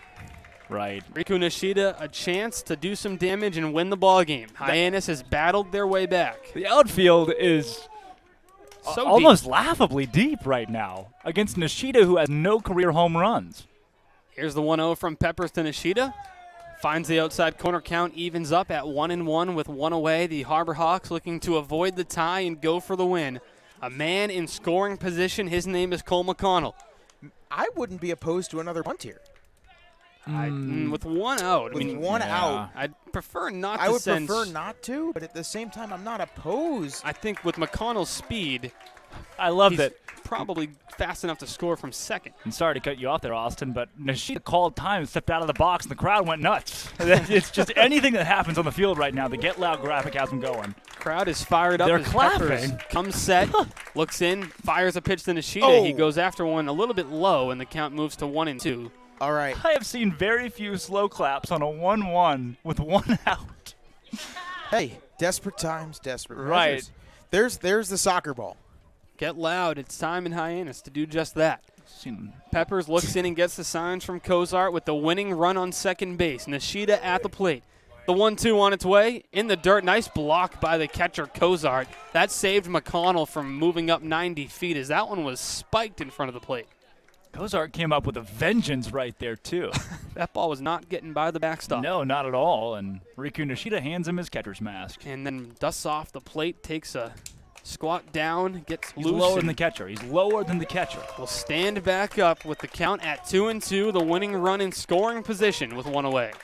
Peppers brings home the pitch on 2-2, fouled back and took a phone out of the hand of a Cape League intern. As Lenny's phone got leaning against the net and will pay the price. Lenny's phone got hit just direct. He's got a great video there. That's a viral video he's got on his phone. You can see it from distance. Nishida with the count at 2-2 and battling here, trying to win things for Hyannis in the bottom of the ninth. Peppers comes set. Here comes the 2-2. Nishida pops it foul, putting up quite the battle. And guys, at the least, Riku Nishida is putting up a fight and wearing down Peppers. Peppers came into the game. We talked about it, Drake. He can hit 95. And Riku Nishida is making him work. This is just Riku's game right here. 2-2, one out. McConnell's got the speed to come home on a base hit. Peppers stares down Cozart. He trips and spikes one in the dirt. And luckily, Peppers is okay. That's what's most important on that play. It's a ball, but luckily, Peppers. This game's had a little bit of everything now, The nerves are tangible from Peppers. You can see him on the mound right now. I'm surprised they don't call time and check on him. Riku Nishida has now taken out a 3-bedroom, 2-bathroom in Pepper's head as well, rent-free. And Falmouth, just in case things go south even further here, has a left-hander loose in the bullpen. That doesn't help Pepper's confidence, does it? It does not. 3-2 now to Nishida. He has battled through another tough count. Riku looking to be the hero tonight for the Harbor Hawks. The pitch. Sails it. Ball 4. Nishida draws the walk, and they'll pass the baton to Nolan Shanuel. Hello. First and second, 1 out, and the most dangerous hitter in the lineup comes to the plate. A guy who mashed the ball at FAU and hit .369 comes to the plate with a chance to walk it off. Is Nolan Shanuel feeling dangerous on this beautiful Friday night in Hyannis? And Drake, Zach, we talked about having Nishida in the 9-hole. What a better spot. Nolan Shanuel is in the leadoff spot, Nishida in the 9-hole. This is why you have Shanuel in that leadoff spot. Well, here's something that's interesting to note here is there's a mound visit for Falmouth. When your pitcher has just given up a really almost an egregious walk, he slips on the mound, and the next pitch he almost airmails. That one. And didn't you look walk right out either. of the dugout to talk to him. Hey Are they there, gonna- no, they're gonna guy. keep Yeah, it's I a know tough it's been a rough conversation. night. You know, what do you say that's going to get his head back Hey, straight? you throw one good pitch, you get out of this game. That's a good point, Zach. The double play Double is play in ball order. is in Right. order. It's going to have to be hit on the screws because Nishida not only runs well to second, but Shanuel can bust it out of the first base box or the left-handed batter's box to get to first base. I See mean, some one rally through the sunglasses, hole too. scores McConnell in that game.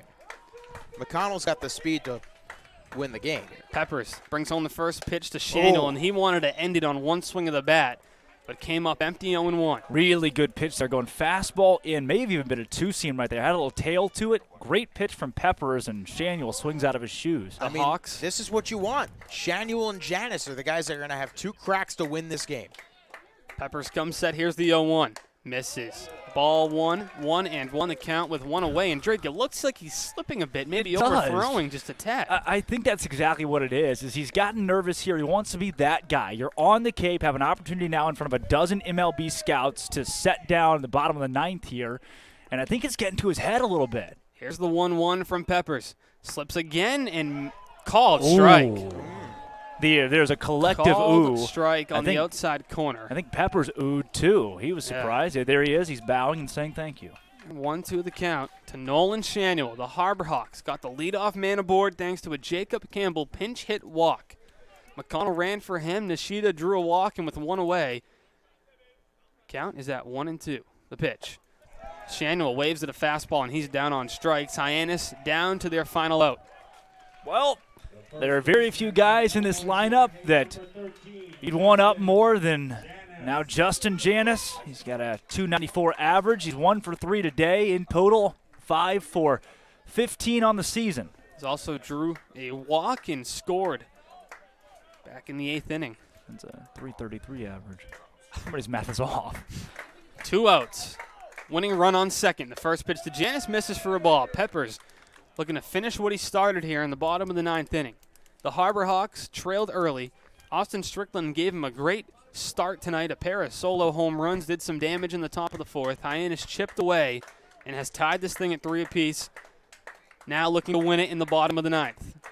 Peppers comes set, stares in, fires the pitch. That one misses for a ball. 2-0 to Justin Hyannis. And you can hear that dugout from here, even with the crowd mic down. Those guys Are having the time of their lives. I right think now. every single one of them is renting a room as we speak and getting their key cards in the brain of Peppers. They're 2-0. doing everything they can. 2-0, 2 away, 2 on. Tie game here at 3 apiece. That's and a a balk. balk. He balked. Peppers has balked, and the winning run moves to 90 feet away. And Holy how about cow. this, guys? Peppers has slipped a couple of times and spiked a couple of pitches. The winning run is 90 feet away, and a pass ball could do the job. I've seen everything tonight, man. There are certainly plenty of first dates going on tonight, but no one on this planet is more nervous than Peppers is on this mound at McKeon Park in the bottom of the 9th here. 2-0 the count. The windup and the pitch from Peppers. Finds Strike. the zone, 2-1. Good pitch there by Peppers. Nice job reeling himself back in. But this is the game right here. This pitch is 90 huge. feet away is the winning run. Here's the 2-1 from Peppers. Oh, And Hyannis just missed it. Had a chance there, and the count will even up. Harbor Hawks down to their final strike, but a chance to win the game with Cole McConnell 90 feet away. Here we go. Two crowd balls, is two on there strikes, at pitch. 2 outs. This is it right here. Everybody's all in here on this pitch from Peppers. The windup and the 2-2. He sailed it. Here comes McConnell, and the Harbor Hawks win the game on a wild pitch. McConnell comes home. Hyannis celebrates at home plate, and an improbable comeback ends on a wild pitch walk-off. The Harbor Hawks pick up the win 4-3. I have seen everything tonight. What a win for this bunch. And is there anybody more fired up than Riku Nishida right now, who is absolutely trotting around trying to get a high five from everybody he possibly can, but A walk-off wild pitch. Wow. What a Peppers game. on the 2-2 with a walk-off. He balks. He slips on We the said it mound. right after Then the he balk. balks, and then he throws a walk-off wild pitch. How about this? He gets an out after he slips off the mound, striking out maybe the best hitter on the team. Yep. And then a wild pitch ends this game. 2 walks. The Harbor Hawks did not have to touch the baseball did with not. a bat in the Nope. bottom of the 9th inning to win this game. And they won the game. They came back from down 2-0 early. And this is a huge win, guys, early in the season. Now to get the second win of the year.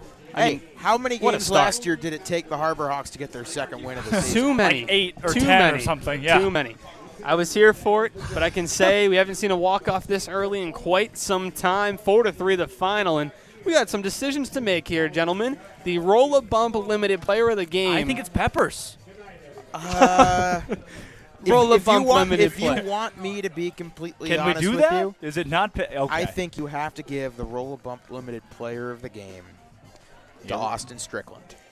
I am okay with that as well. Strickland gave you a good start. 4 innings, 2 hits, 2 runs while Did striking not throw out that 6. much this season And was in pretty Kentucky. good in the win. So the Hawks walk it off, folks. We're back in action at McKeon Park for Game 3 of 3 of this homestand.